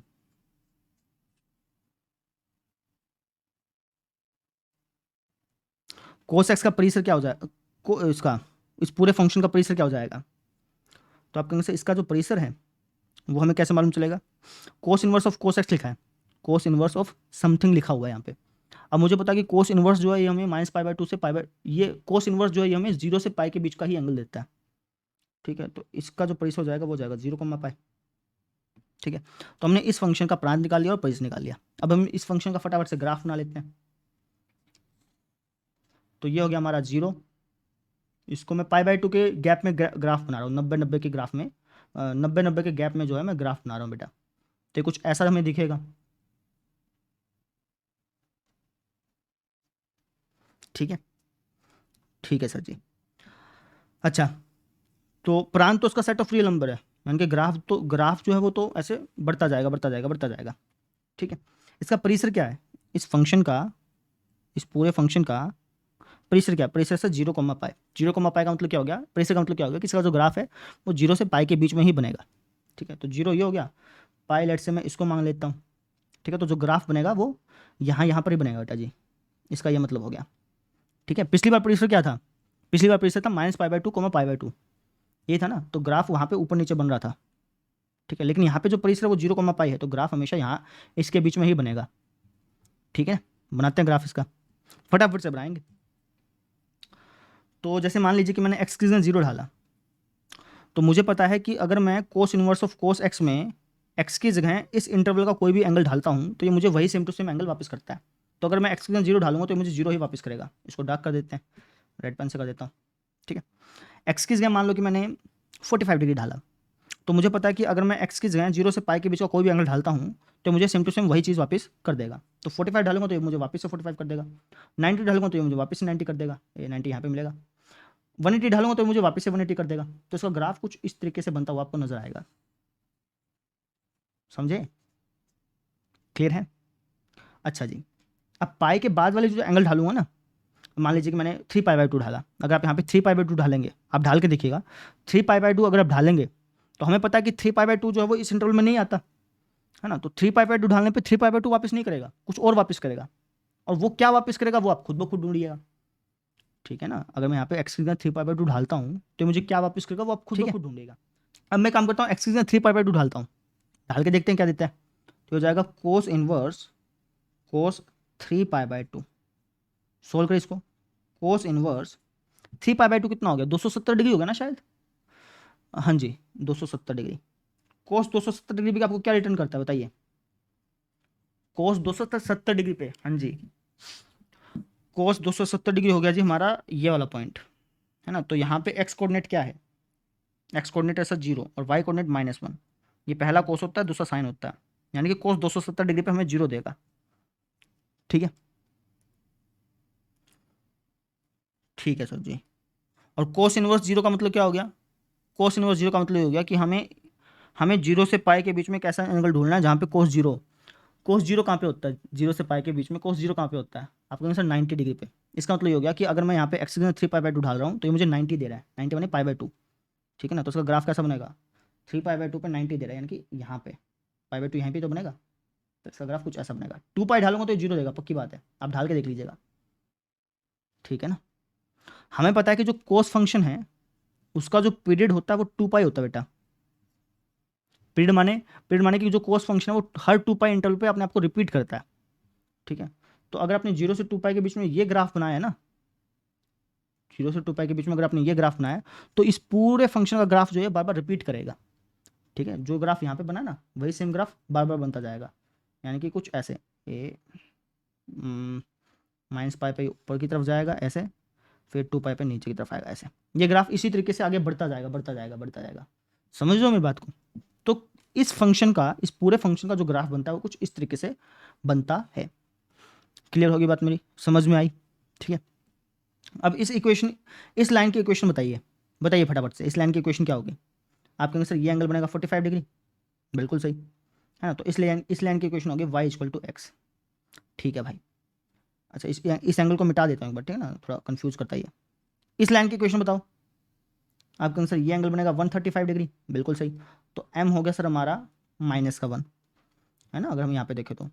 और ये रेखा जो है, ये रेखा जो है, ये भाई साहब ये जो रेखा है, ये रेखा y एक्स को कहाँ पे काटेगी, आप कहेंगे सर 2π पर। यहाँ पे 2π पे काट रही तो ऊपर की तरफ लेके जाएंगे तो वहाँ पे भी 2π की तरफ ही काटेगी। तो c हो गया हमारा 2π। तो इक्वेशन क्या हो जाएगी, इक्वेशन हो जाएगी y = -x + 2π। तो इस लाइन की इक्वेशन हो गई -x + 2π। समझ में आ गई। ऐसे आप इस लाइन की इक्वेशन बता सकते हो, ऐसे आप इस लाइन की इक्वेशन बता सकते हो, इस लाइन की इक्वेशन भी बता सकते हो। अब जैसे मान लीजिए कि इस लाइन की इक्वेशन बतानी है, इस लाइन की इक्वेशन क्या हो जाएगी, एंगल बनेगा 135, यानी कि स्लोप हो गई हमारी -1 -x, है ना, mx करते हैं ना, तो -x होगी। और ये रेखा x y एक्स को कहाँ पे काट रही है, 0 पे। तो इस लाइन की इक्वेशन होगी y = -x। इस लाइन की इक्वेशन बताओ, एंगल बन रहा है सर 45 डिग्री, यहाँ पे तो एंगल 45 डिग्री बनेगा। स्लोप होगी यानी कि स्लोप होगी 1 × x यानी कि x। अच्छा ये रेखा y एक्स को कहाँ पे काटेगी, ये रेखा सर y एक्स को 2π पे काटेगी, क्योंकि यहाँ पे भी 2π है, यहाँ पे -2π है बेसिकली, यहाँ पे -2π है, लेकिन ये ऊपर की तरफ जाएगा तो ये 2π पे काटेगी ना बेसिकली। यहाँ पे -2π है बेटा, लेकिन जब ये ग्राफ y एक्स को काटेगा तो ऊपर की तरफ ही काटेगा ना, ऊपर की तरफ तो एंगल पॉजिटिव बनेगा, तो 2π बनेगा। समझ में आ गई, क्लियर है। ऐसे आप इस लाइन की इक्वेशन बता सकते हो। ठीक है, तो ये हमने इक्वेशंस बता दी, है ना। इक्वेशन बताने से फायदा क्या होता है कि मान लो कि तुमसे कभी किसी ने क्वेश्चन पूछ लिया कि भाई कोस इनवर्स ऑफ कोस, एंगल में पूछ लिया तब भी कोई दिक्कत, एंगल में पूछ लिया तब तो तुम आसानी से बता दोगे एंगल चेंज करके। मान लो कि आपसे पूछ लिया कि कोस इनवर्स ऑफ कोस 5 बताओ भाई, अब ये कैसे बताएंगे। अगर आप फॉर्मूले के हिसाब से चलोगे तो इस टाइप के क्वेश्चन को सोल्व करने में समस्या आ सकती है।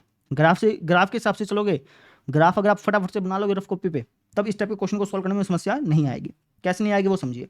कोस इनवर्स ऑफ कोस 5 पूछ लिया ना आपसे, अब 5 आपको कहाँ पे मिलेगा, ये सर जी हमारा हो गया 2π कितना होता है, 2π होता है सर जी हमारा, पाई होता है 3.14 समथिंग, तो 2π हो गया 6.28 समथिंग। तो ये 6.28 है। 5 हमें कहाँ मिलेगा, 5 हमें यहाँ पे यहाँ कहीं मिलेगा, यहाँ मान लो 5 जो है भैया जी वो हमें यहाँ कहीं तो मिलेगा। समझ लो मेरी बात को, क्योंकि 3π/2 कितना होता है, 3π होता है हमारा 3.14 समथिंग, उसकी 3 से गुणा करेंगे और 2 से भाग करेंगे। 3.14 समथिंग को 3 से गुणा करना, 3 चौके 12, 3 और 3 चौके 12, 3 3 4, 3 3 9.42, उसको 2 से भाग करना, 2 चौका 8, अच्छा 4 पॉइंट समथिंग, ठीक है ठीक है, हमें हाँ ठीक 5 चाहिए ना, तो यहाँ कहीं मिलेगा बेटा जी, ऑब्वियस ही बात है। ठीक है, तो 5 हमें यहाँ कहीं मिलेगा बेटा। ठीक है, और 5 के ऊपर लाइन कौन सी बन रही है, ये वाली लाइन बन रही है। तो इसका मतलब ये हो गया कि इसका जो आंसर आएगा वो क्या आएगा, वाई इक्वल टू माइनस का एक्स प्लस का 2 पाई। एक्स ने आपने क्या ढाला है, एक्स ने सर जी मैंने 5 ढाला है, तो माइनस का 5 प्लस का 2 पाई कितना होता है 6.28 समथिंग, भाग कर घटा लो इसको तो आ जाएगा माइनस का 1.28 समथिंग। जब आप इसको सॉल्व करोगे तो इसका आंसर क्या आएगा, माइनस का 1.28 समथिंग। समझे? तो इस टाइप के सवालों में ग्राफ जो है बहुत हेल्प करता है, इसलिए आपको ये ग्राफ सिखाया जाता है। तो ग्राफ से आपको और ज़्यादा क्लियरिटी होती है क्वेश्चंस की कि क्या पूछा गया है, क्या आपका आंसर आ रहा है। ग्राफ जब आप दिमाग में रखते हैं ना तो और ज़्यादा क्लियरिटी होती है, इसलिए मैं आपको ग्राफ सिखा रहा हूँ। समझ में आ गई मेरी बात, क्लियर है सब फंडा? ठीक है, अब हम देखते हैं अगला फंक्शन। अब तीसरा फंक्शन देखो भाई, तीसरा फंक्शन हमारा tangent inverse of tangent theta. ठीक है, टेंजेंट थीटा कह दो, टेंजेंट एक्स कह दो, बात सेम है भाई। मैं लेट्स से एक्स बोल देता हूँ, ठीक है, इसको मैंने वाई के बराबर मान लिया। अब मैं आपसे इसका प्रांत पूछ रहा हूँ, बताइए फटाफट बताइए। आपके से प्रांत का मतलब ये होता है कि हम एक्स की क्या क्या वैल्यू ढाल सकते हैं। अब मुझे यहाँ पे दिख रहा है कि टेंजेंट इनवर्स के अंदर टेंजेंट एक्स डला हुआ है, और मुझे पता है कि टेंजेंट इनवर्स के अंदर हम कहाँ से कहाँ तक के अंक ढाल सकते हैं। टेंजेंट इनवर्स के अंदर हम सर जी कोई भी अंक ढाल सकते हैं, कोई समस्या नहीं आती है ना। तो इसका मतलब ये होगा कि टेंजेंट एक्स जो है ये बिलोंग करेगा सेट ऑफ रियल नंबर से। ठीक है, अब मुझे बताइए कि एक्स की ऐसी क्या वैल्यू एक्स की यहाँ पे मैं क्या वैल्यू ढालूँ, एक्स की यहाँ पे मैं क्या वैल्यू ढालूँ जिससे कि टेंजेंट एक्स को सोल्व करने पे मुझे कोई ना कोई रियल नंबर वैल्यू मिले। एक्स की क्या वैल्यू ढालने पर मुझे टेंजेंट एक्स कोई रियल नंबर देता है। एक्स की ऐसी कौन सी वैल्यू ढालूँ जिससे कि टेंजेंट एक्स मुझे आंसर दे दे, बताइए। आप कहेंगे सर एक्स की जगह कुछ भी ढाल लो, कोई समस्या नहीं है, एक्स की जगह कुछ भी ढाल लो, कोई समस्या नहीं है। टेंजेंट एक्स हमेशा आपको वैल्यू देगा, लेकिन लेकिन लेकिन लेकिन पाई के मल्टीपल पे नहीं देगा भैया। बताई थी मैंने चीज़ आपको, है ना, पाई के मल्टीपल पे कि हाँ पाई/2 के मल्टीपल पे, oh sorry sorry sorry my mistake. लेकिन पाई पाई/2 के ओड मल्टीपल पे कोई आंसर नहीं देगा आपको, ये चीज़ मैंने बताई थी। याद आया कि भूल गए? टेंजेंट 90 पे क्या, टेंजेंट 0 पे क्या होता है? आप कहेंगे सर टेंजेंट 0 पे तो जी 0 होता है। हाँ ठीक है, टेंजेंट 90 पे क्या होता है? टेंजेंट 90 पे होता है सर जी अप्रभाषित। टेंजेंट 270 पे अप्रभाषित, है ना, यानी कि पाई/2 के ओड मल्टीपल पर आपको आंसर नहीं मिलेगा। वापस समझो, tangent x belongs to set of real number था, तो मुझे एक्स की ऐसी वैल्यू बतानी थी जिसके लिए टेंजेंट जो है मुझे कोई ना कोई रियल नंबर वैल्यू दे। ठीक है, तो टेंजेंट एक्स कोई ना कोई रियल नंबर वैल्यू दे, इसका मतलब ये है कि हमें एक्स की ऐसी वैल्यू बतानी है जहाँ पे टेंजेंट एक्स कोई ना कोई आंसर दे। अब टेंजेंट एक्स आंसर हमें कब देता है? आप कहें सर टेंजेंट एक्स आंसर आपको तभी देगा जब आप एक्स की चाहे कुछ भी डालो, कोई समस्या नहीं है, लेकिन पाई/2 का ओड मल्टीपल पर ढाल देना। पाई/2 के ओड मल्टीपल को छोड़ करके हर किसी पर आपको वो आंसर देता है, हर किसी पर आपको रियल नंबर वैल्यू देता है। ठीक है, तो हमने ये लिख दिया, समझ में आ गई? तो यानी कि इस फंक्शन का जो प्रांत है वो ये होगा। ठीक है ना, जब हम ग्राफ बनाएंगे ना तो ग्राफ जो टूट टूट के बनेगा। ठीक है, क्योंकि यहाँ पर वो बनेगा नहीं ना, इस पॉइंट पर वो बनेगा नहीं ग्राफ। ठीक है, अच्छा जी, अब इसका परिसर बताइए, परिसर क्या हो जाएगा? परिसर हम चेक करते हैं इसका टेंजेंट इनवर्स का। टेंजेंट इनवर्स का परिसर क्या होता है? ये होता है सर जी हमारा माइनस पाई/2 पाई/2, तो इसका परिसर हो जाएगा माइनस पाई/2 पाई/2। अब इसका फटाफट से ग्राफ बना लेते हैं, आइडिया लग जाए कि किस तरीके का ग्राफ बनता है। ठीक है, तो ये पॉइंट अपन मान लिया 0, 90 के गैप पे बना लो चाहे तो आप, है ना, मान लो 90 गैप पे बना लो, 90, 180, 270 और 360। यहाँ पे नेगेटिव में चलेगा, 90, 180, 270 और ऐसे आगे बढ़ता जाएगा। ये ग्राफ का परिसर क्या है? माइनस पाई/2 से पाई/2, है ना, और माइनस पाई/2 और पाई/2 इंक्लूडेड नहीं है बेटा जी, ये चीज़ ध्यान रखिएगा आप। ये कुछ ऐसा बन गया। ठीक है, अब एक्स की जगह मान लो कि मैंने 0 ढाला, एक्स की जगह मैं 0 ढालता हूँ तो ये मुझे क्या रिटर्न करेगा? आपके अनुसार 0 ही रिटर्न करेगा। क्यों? क्योंकि अगर आपने एक्स की जगह इसके बीच का कोई भी एंगल ढाला है, एक्स की जगह अगर आपने इसके परिसर, इसका परिसर तो ये है ना, एक्स की जगह अगर आपने इसके बीच का कोई भी एंगल ढाला तो आपको same to same value return करता है। तो 0 ढालूंगा तो 0 मुझे रिटर्न कर देगा। ठीक है भैया, ठीक है, अगर मैं 90 ढालूंगा, आपके अनुसार 90 ढाल ही नहीं सकते क्योंकि यहाँ पे 90, यहाँ पे आपको 90 ढालना ही नहीं है ना, ये देखो यहाँ पे लिखा हुआ है ना, इसको मत देखना, यहाँ पे आप 90 ढाल ही नहीं सकते ना, 90 पे तो ये कुछ देगा ही नहीं आपको। ठीक है, 90 से थोड़ा कम ढाल लो भाई, 90 नहीं ढाल सकते ना, 90 से थोड़ा कम ढाल देते हैं भैया। अगर मैं यहाँ पे एक्सीज या 90 से थोड़ा सा कम ढालूंगा तो ये मुझे क्या रिटर्न करेगा? आप कहेंगे से मान लो कि 90 से जो भी आप कम ढालोगे, मान लो 89 ढाला, अगर मैंने 89 डाला तो ये मुझे 89 ही रिटर्न कर देगा, समझे। हाँ 90 डालोगे तो कुछ रिटर्न करेगा, 90 डालूंगा तो ये अप्रभाषित है, तो इसलिए मैंने यहाँ पे गोला सा मार दिया। गोला सा इसलिए कि ये दर्शाने के लिए 90 के लिए, ये दर्शाने के लिए कि ये 90 पे अप्रभाषित है, इसलिए मैंने यहाँ पे सर्कल सा मार दिया। हाँ 90 से कुछ भी कम ढालूंगा ना तो ये मुझे वही वापस कर देगा। मान लो कि 25 डिग्री ढाला तो मुझे 25 वापस कर देगा, समझ लो। तो इसका ग्राफ जो है वो कुछ इस तरीके से आपको दिखेगा। ये मैंने थोड़ा सा ज़्यादा गैप ले लिया, ग्राफ को थोड़ा सा अच्छा बनाने के लिए इसको थोड़ा सा ऊपर लेना पड़ेगा, ठीक है, और इसको थोड़ा सा नीचे लेना पड़ेगा। चलो यहाँ पे ले लेते हैं, कोई नहीं, समझ जाना। अब इसका ग्राफ जो है वो कुछ इस तरीके से बनेगा बेटा जी, समझो। इसका ग्राफ -90 से 90 के बीच में कुछ इस तरीके से बनेगा। यहाँ तो बात समझ में आ गई, क्लियर है, ठीक है सर जी। अब इससे आगे कुछ ढाल के देखो, 90 से ऊपर कुछ ढाल के देखो आप। 90 से अगर आप ऊपर कुछ ढालोगे ना तो इसका ग्राफ कुछ ऐसा बनेगा। ये मैं अभी दिखा देता हूँ आपको, ऐसा। ये ग्राफ ऐसे ऐसे रिपीट होने लग जाएगा बार बार, समझो। वापस समझो, -90 से 90 के बीच में कितने का गैप होता है? -90 डिग्री से 90 डिग्री के बीच में कितने का गैप होता है? 180 डिग्री का गैप होता है ना। अगर मैं यहाँ से यहाँ तक के बीच में देखूंगा तो 90 डिग्री हो गया, 90 डिग्री हो गया, 180 डिग्री का गैप होता है। और हमें पता है कि टेंजेंट एक्स जो फंक्शन है वो एक पीरियोडिक फंक्शन है, आवर्ती फलन है, जिसका आवर्तीकरण जो, वो एक पीरियोडिक फंक्शन है जिसका जो पीरियड है वो पाई है, पीरियड पाई है। इसका मतलब क्या हो गया कि अगर पाई इंटरवल में, यहाँ पे पाई इंटरवल ही तो है, पाई इंटरवल में जो ग्राफ बन रहा है ना बेटा, पाई इंटरवल में जो ग्राफ बन रहा है वो ग्राफ बार बार रिपीट होगा, तो वही ग्राफ बार बार रिपीट हो रहा है। ये इंटरवल में जो ग्राफ बन रहा था वही ग्राफ तो बार बार रिपीट हो रहा है बेटा, समझ रहे हो मेरी बात को। तो इसको बना दो फिर फटाफट से, तो ये कुछ इस तरीके से आपको दिख जाएगा, समझ लो। तो इस फंक्शन का जो ग्राफ बनेगा वो कुछ इस तरीके से बनेगा, ये चीज़ मैं आपको कहना चाह रहा हूँ, क्लियर, समझ में आया। अब इनके इक्वेशन आते हैं। इस लाइन की इक्वेशन तो y = x होगी भैया, सिंपल सी बात है, तो रट ही गया होगा आपको। अच्छा इस लाइन की इक्वेशन क्या होगी?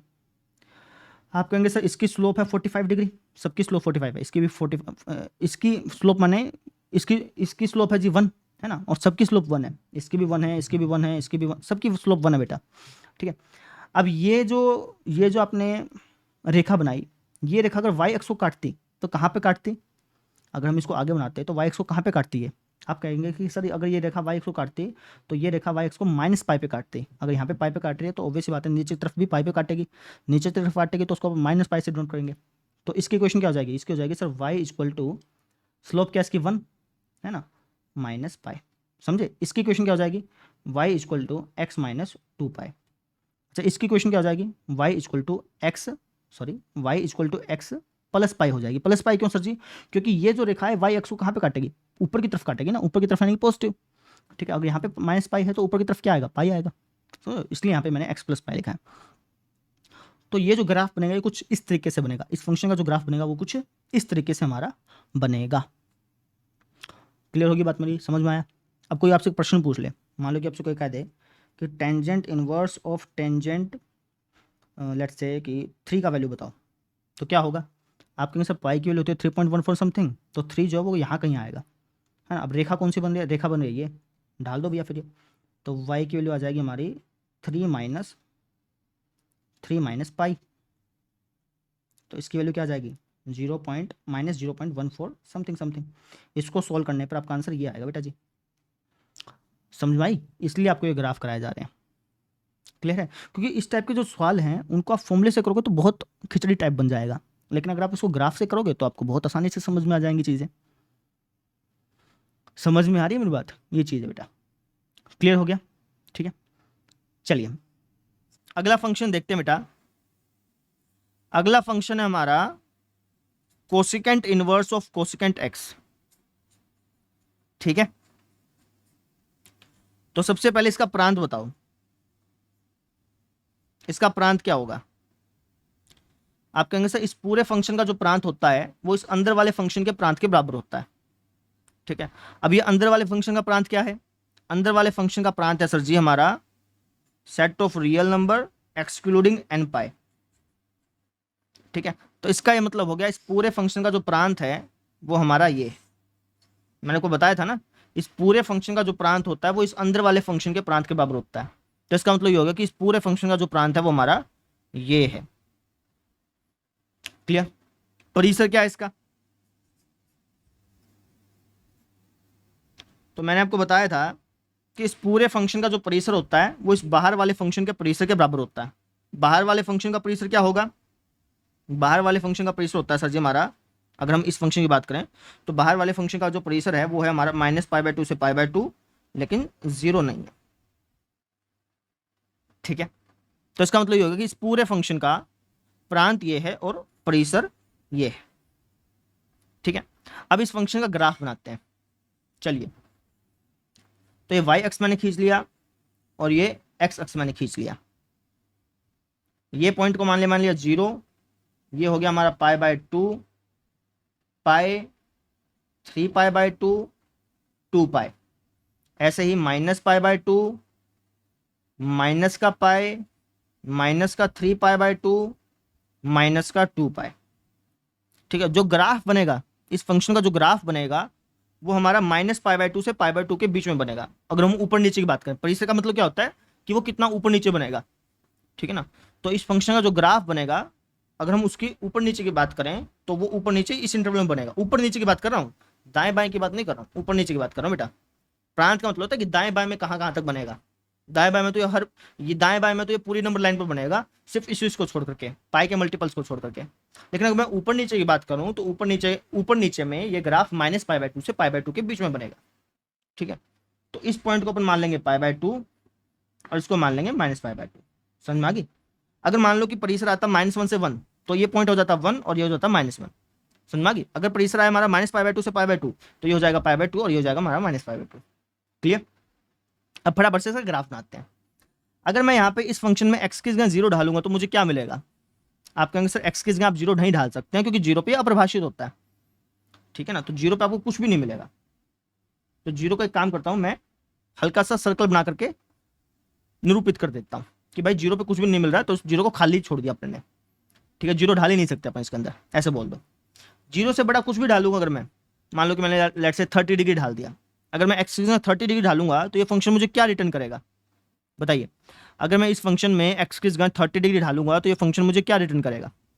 तो आप कहेंगे सर ये फंक्शन आपको सेम टू सेम वही आउटपुट रिटर्न करता है जो इनपुट है।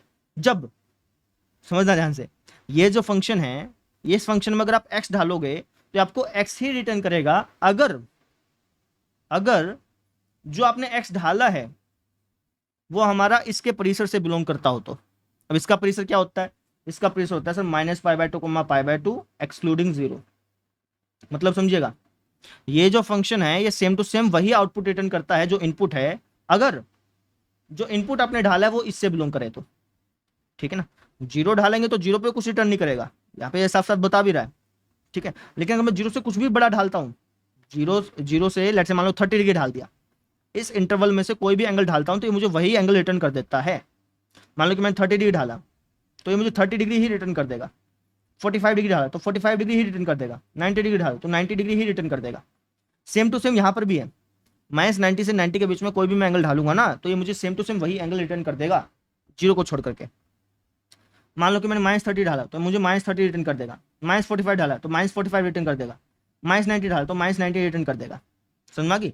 तो इसका जो ग्राफ बनेगा -90 और 90 के बीच में, इसका जो हमारा ग्राफ बनेगा वो कुछ इस तरीके से बनता हुआ नजर आएगा, इस तरीके से। ये कहना चाह रहा हूं। अब इसी तरीके से अगर आप x की जगह 90 से बड़े वाले एंगल ढालते हैं तो इसका ग्राफ कुछ इस तरीके से आपको दिखेगा। मैंने बना रखा है ना, इसलिए मैं थोड़ा सा फटाफट से बना देता हूँ। इस तरीके से दिखेगा। 3π/2 से बड़ा कोई एंगल ढालेंगे ग्राफ तो इसका ग्राफ कुछ इस तरीके से आपको दिखाई देगा।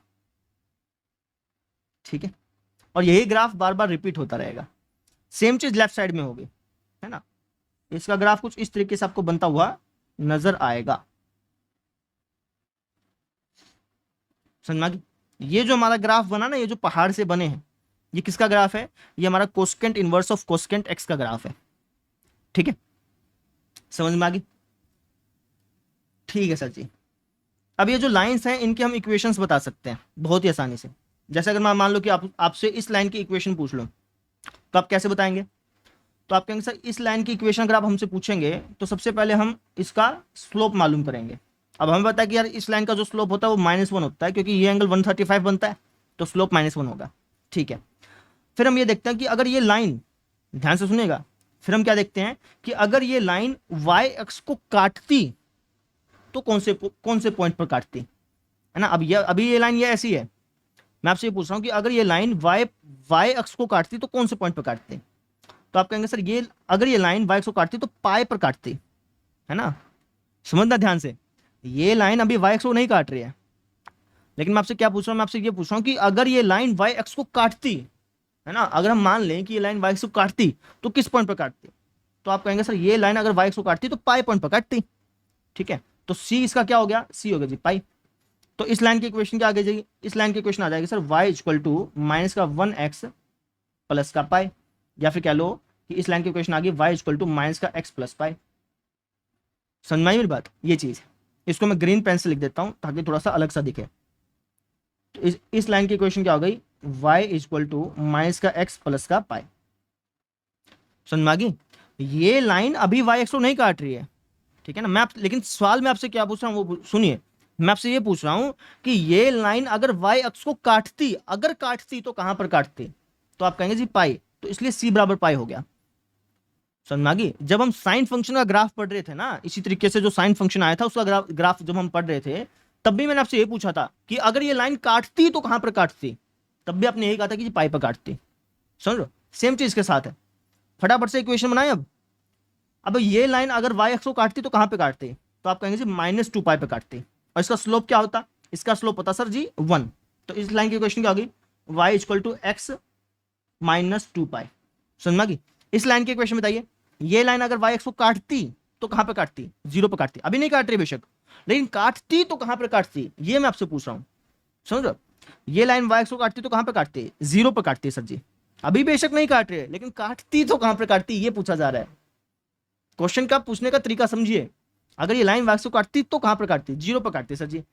अच्छा जी, और इसका स्लोप कितना है 1। तो इस लाइन की क्वेश्चन होगी y equal to x plus 0, या फिर y इक्वल टू एक्स कह लो। इस लाइन की क्वेश्चन बताइए, y इक्वल टू इसकी स्लोप क्या होगी -1, यानी कि माइनस का x, और कहां पर काटती, y को काटती तो कहां पर काटती, माइनस पाई पर काटती सर जी। इस लाइन की क्वेश्चन बताइए, y इक्वल टू इस लाइन की स्लोप क्या है 1, और ये लाइन y को काटती तो कहां पर काटती, 2 पाई पर काटती। समझे। तो इस तरीके से हमने इन लाइंस की इक्वेशंस तैयार कर ली। क्लियर होगी बात मेरी। ये ग्राफ आपसे कभी भी किसी भी प्रश्न में नहीं पूछा जाएगा, ये ग्राफ सिर्फ आपकी समझ को बढ़ाने के लिए। जब आप ये क्वेश्चन करते करते थक जाएंगे ना, बहुत सारे क्वेश्चन करवाऊंगा, जब आप ये क्वेश्चन करते करते थक जाएंगे तो आपके मन में ये सवाल आएगा कि भैया ये क्वेश्चन कर क्यों रहे हैं, है ना, इनका मतलब क्या है, ये सवाल आपके दिमाग में घूमेगा। ठीक है ना, इन सवालों का मतलब क्या है, इन सवालों का मतलब क्या है, ये आपके दिमाग में क्वेश्चन रहेगा। तो वो क्वेश्चन ना रहे इसके लिए मैं आपको ग्राफ पढ़ा रहा हूं। ठीक है ना, ग्राफ से आप विजुअलाइज कर पाएंगे कि यार क्वेश्चन में क्या पूछा गया था, उसका क्या मतलब है। मान लो कि कभी आपसे कोई पूछ ले कि भाई कोसेकेंट इनवर्स ऑफ कोसेकेंट 30 ये बताओ, तो इसका ये मतलब है कि वो आपसे ये पूछना चाहता है कि इस ग्राफ में 30 डिग्री पर हमें क्या वैल्यू रिटर्न हो रही है। समझ लो, इसका ये मतलब हो जाएगा। तो जब आपने ग्राफ पढ़ लिया ना, तो आपको यह पता चल गया कि जो प्रश्न में पूछा है उसका मतलब क्या है। समझे, इसलिए आपको ग्राफ पढ़ाया जा रहा है। क्लियर हो गया होगा, आई होप सो। ठीक है, अब हम चलते हैं अगले फंक्शन पर। जो हमारा 5वां फंक्शन है उसका नाम है secant inverse of secant x. ठीक है, अब मैं आपसे इसका प्रांत पूछ रहा हूं, प्रांत बताइए। तो आप कहेंगे सर इस पूरे फंक्शन का जो प्रांत होगा वो इस अंदर वाले फंक्शन के प्रांत के बराबर होगा। अंदर वाले फंक्शन का प्रांत क्या है, सीकेंट फंक्शन का प्रांत सर जी। हाँ जी, सीकेंट फंक्शन का प्रांत। तो आप कहेंगे सर सीकेंट फंक्शन का प्रांत मतलब कि सीकेंट फंक्शन के अंदर हम क्या क्या ढाल सकते हैं। सीकेंट फंक्शन के अंदर आप कौन कौन से एंगल ढाल सकते हो, कोई भी एंगल ढाल सकते हो, कोई दिक्कत नहीं है, लेकिन π/2 का ओड मल्टीपल नहीं ढाल सकते, है ना। क्यों, क्योंकि π/2 के ओड मल्टीपल पे cos 0 होता है, जिसकी वजह से सीकेंट क्या हो जाएगा, सीकेंट अपरिभाषित हो जाएगा। कोई दिक्कत नहीं, समझ में आ गई। तो ये जो है ये हमारा इस पूरे फंक्शन का प्रांत आ गया। क्लियर, बात समझ में आ गई। अब मैं आपसे परिसर की बात पूछता हूं, इस पूरे फंक्शन का परिसर क्या होगा। तो आप कहेंगे सर इस पूरे फंक्शन का जो परिसर है वो इस बाहर वाले फंक्शन के परिसर के बराबर होगा। सीकेंड इनवर्स का परिसर क्या होता है? सीकेंड इनवर्स हमें कहां से कहां तक की वैल्यू रिटर्न करता है? तो आप कहेंगे सर सीकेंड इनवर्स हमें कहां से कहां तक की वैल्यू रिटर्न करता है? तो ये हमें 0 से पाई के बीच के एंगल रिटर्न करता है, लेकिन पाई/2 को छोड़ करके। याद होना चाहिए, कोस से आप कनेक्ट करके याद कर सकते हो, ठीक है ना। तो इस पूरे फंक्शन का प्रांत ये हो गया, इस पूरे फंक्शन का परिसर ये हो गया। अब फटाफट से इसका ग्राफ बना लेते हैं, ठीक है। तो इसको लेट से मैं 0 बोल देता हूं, इसको पाई/2, इसको पाई, 3 पाई/2, 2 पाई। इसका ग्राफ भी वैसे ही बनेगा जैसे कोस का ग्राफ बना था, ठीक है ना। आप बना के देखिएगा, वैसा ही बनेगा, है ना। पूरा पूरा वैसे नहीं बनेगा, वैसा ही बनेगा, ठीक है।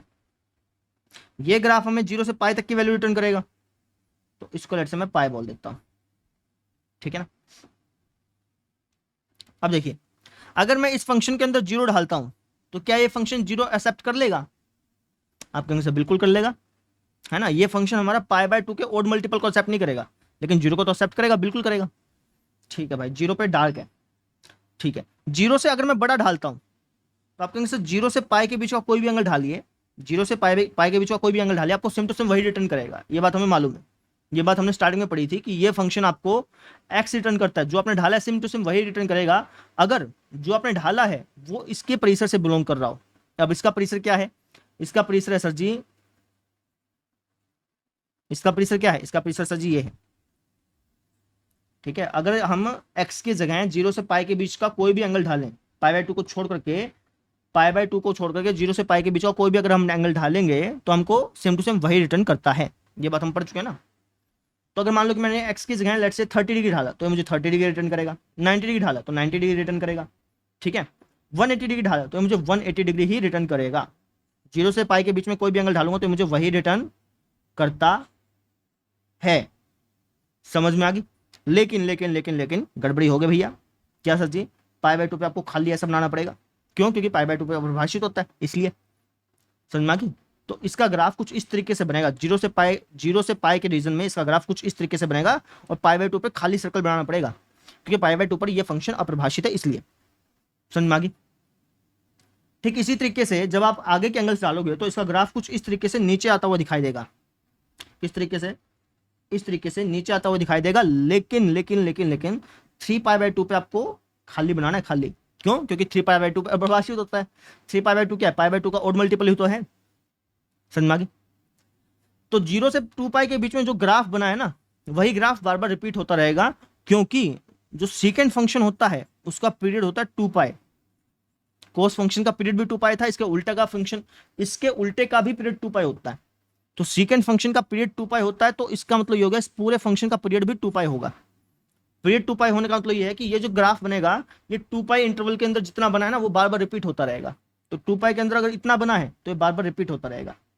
रिपीट कर दो फिर, तो ये कुछ इस तरीके से आपको दिखाई देगा। ये लेफ्ट साइड में कुछ ऐसा बनेगा, -पाई तक ऊपर तक जाएगा, पहाड़ तक, ठीक है ना। और फिर ये नीचे आ जाएगा -2 पाई तक। समझ रहे? -पाई/2 पे खाली, -3 पाई/2 पर भी खाली। समझ रहे? इस तरीके से आपको इसका ग्राफ दिखाई देगा। ये जो मैंने ग्राफ बनाया, ये किस फंक्शन का ग्राफ है? ये हमारा इस फंक्शन का ग्राफ है, second inverse of second x. Clear है?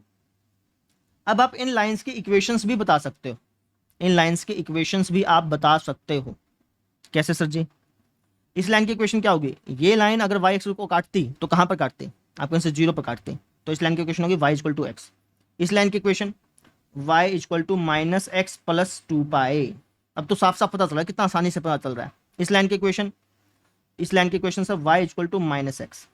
इस लाइन की इक्वेशन y इसकी स्लोप है माइनस का 1x या फिर माइनस का x, और ये कहां पर काटती? 2 पाई पर। समझ में आ गई? बिल्कुल सर जी। तो ये हमने इन लाइंस की इक्वेशंस भी बता दी। समझ में आई मेरी बात? तो इस तरीके से ये फंक्शन में हमने पढ़ लिया। अब हम देखते हैं हमारा लास्ट फंक्शन।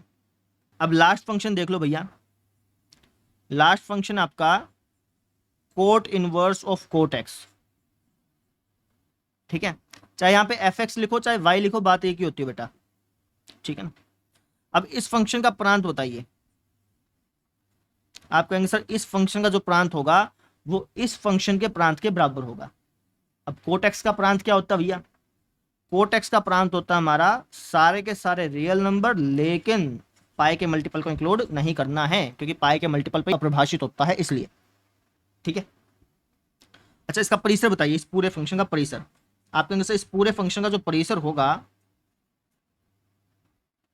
वो इस फंक्शन के परिसर के बराबर होगा। कोट इनवर्स का परिसर क्या होता है? कोट इनवर्स आपको कहां से कहां तक के एंगल देता है? तो कोट इनवर्स हमें 0 से पाई के एंगल देता है, लेकिन 0 पाई इंक्लूडेड नहीं है। ठीक है। अब बनाते हैं इसका ग्राफ। तो इसका ग्राफ कैसे बनेगा वो देख लीजिए आप।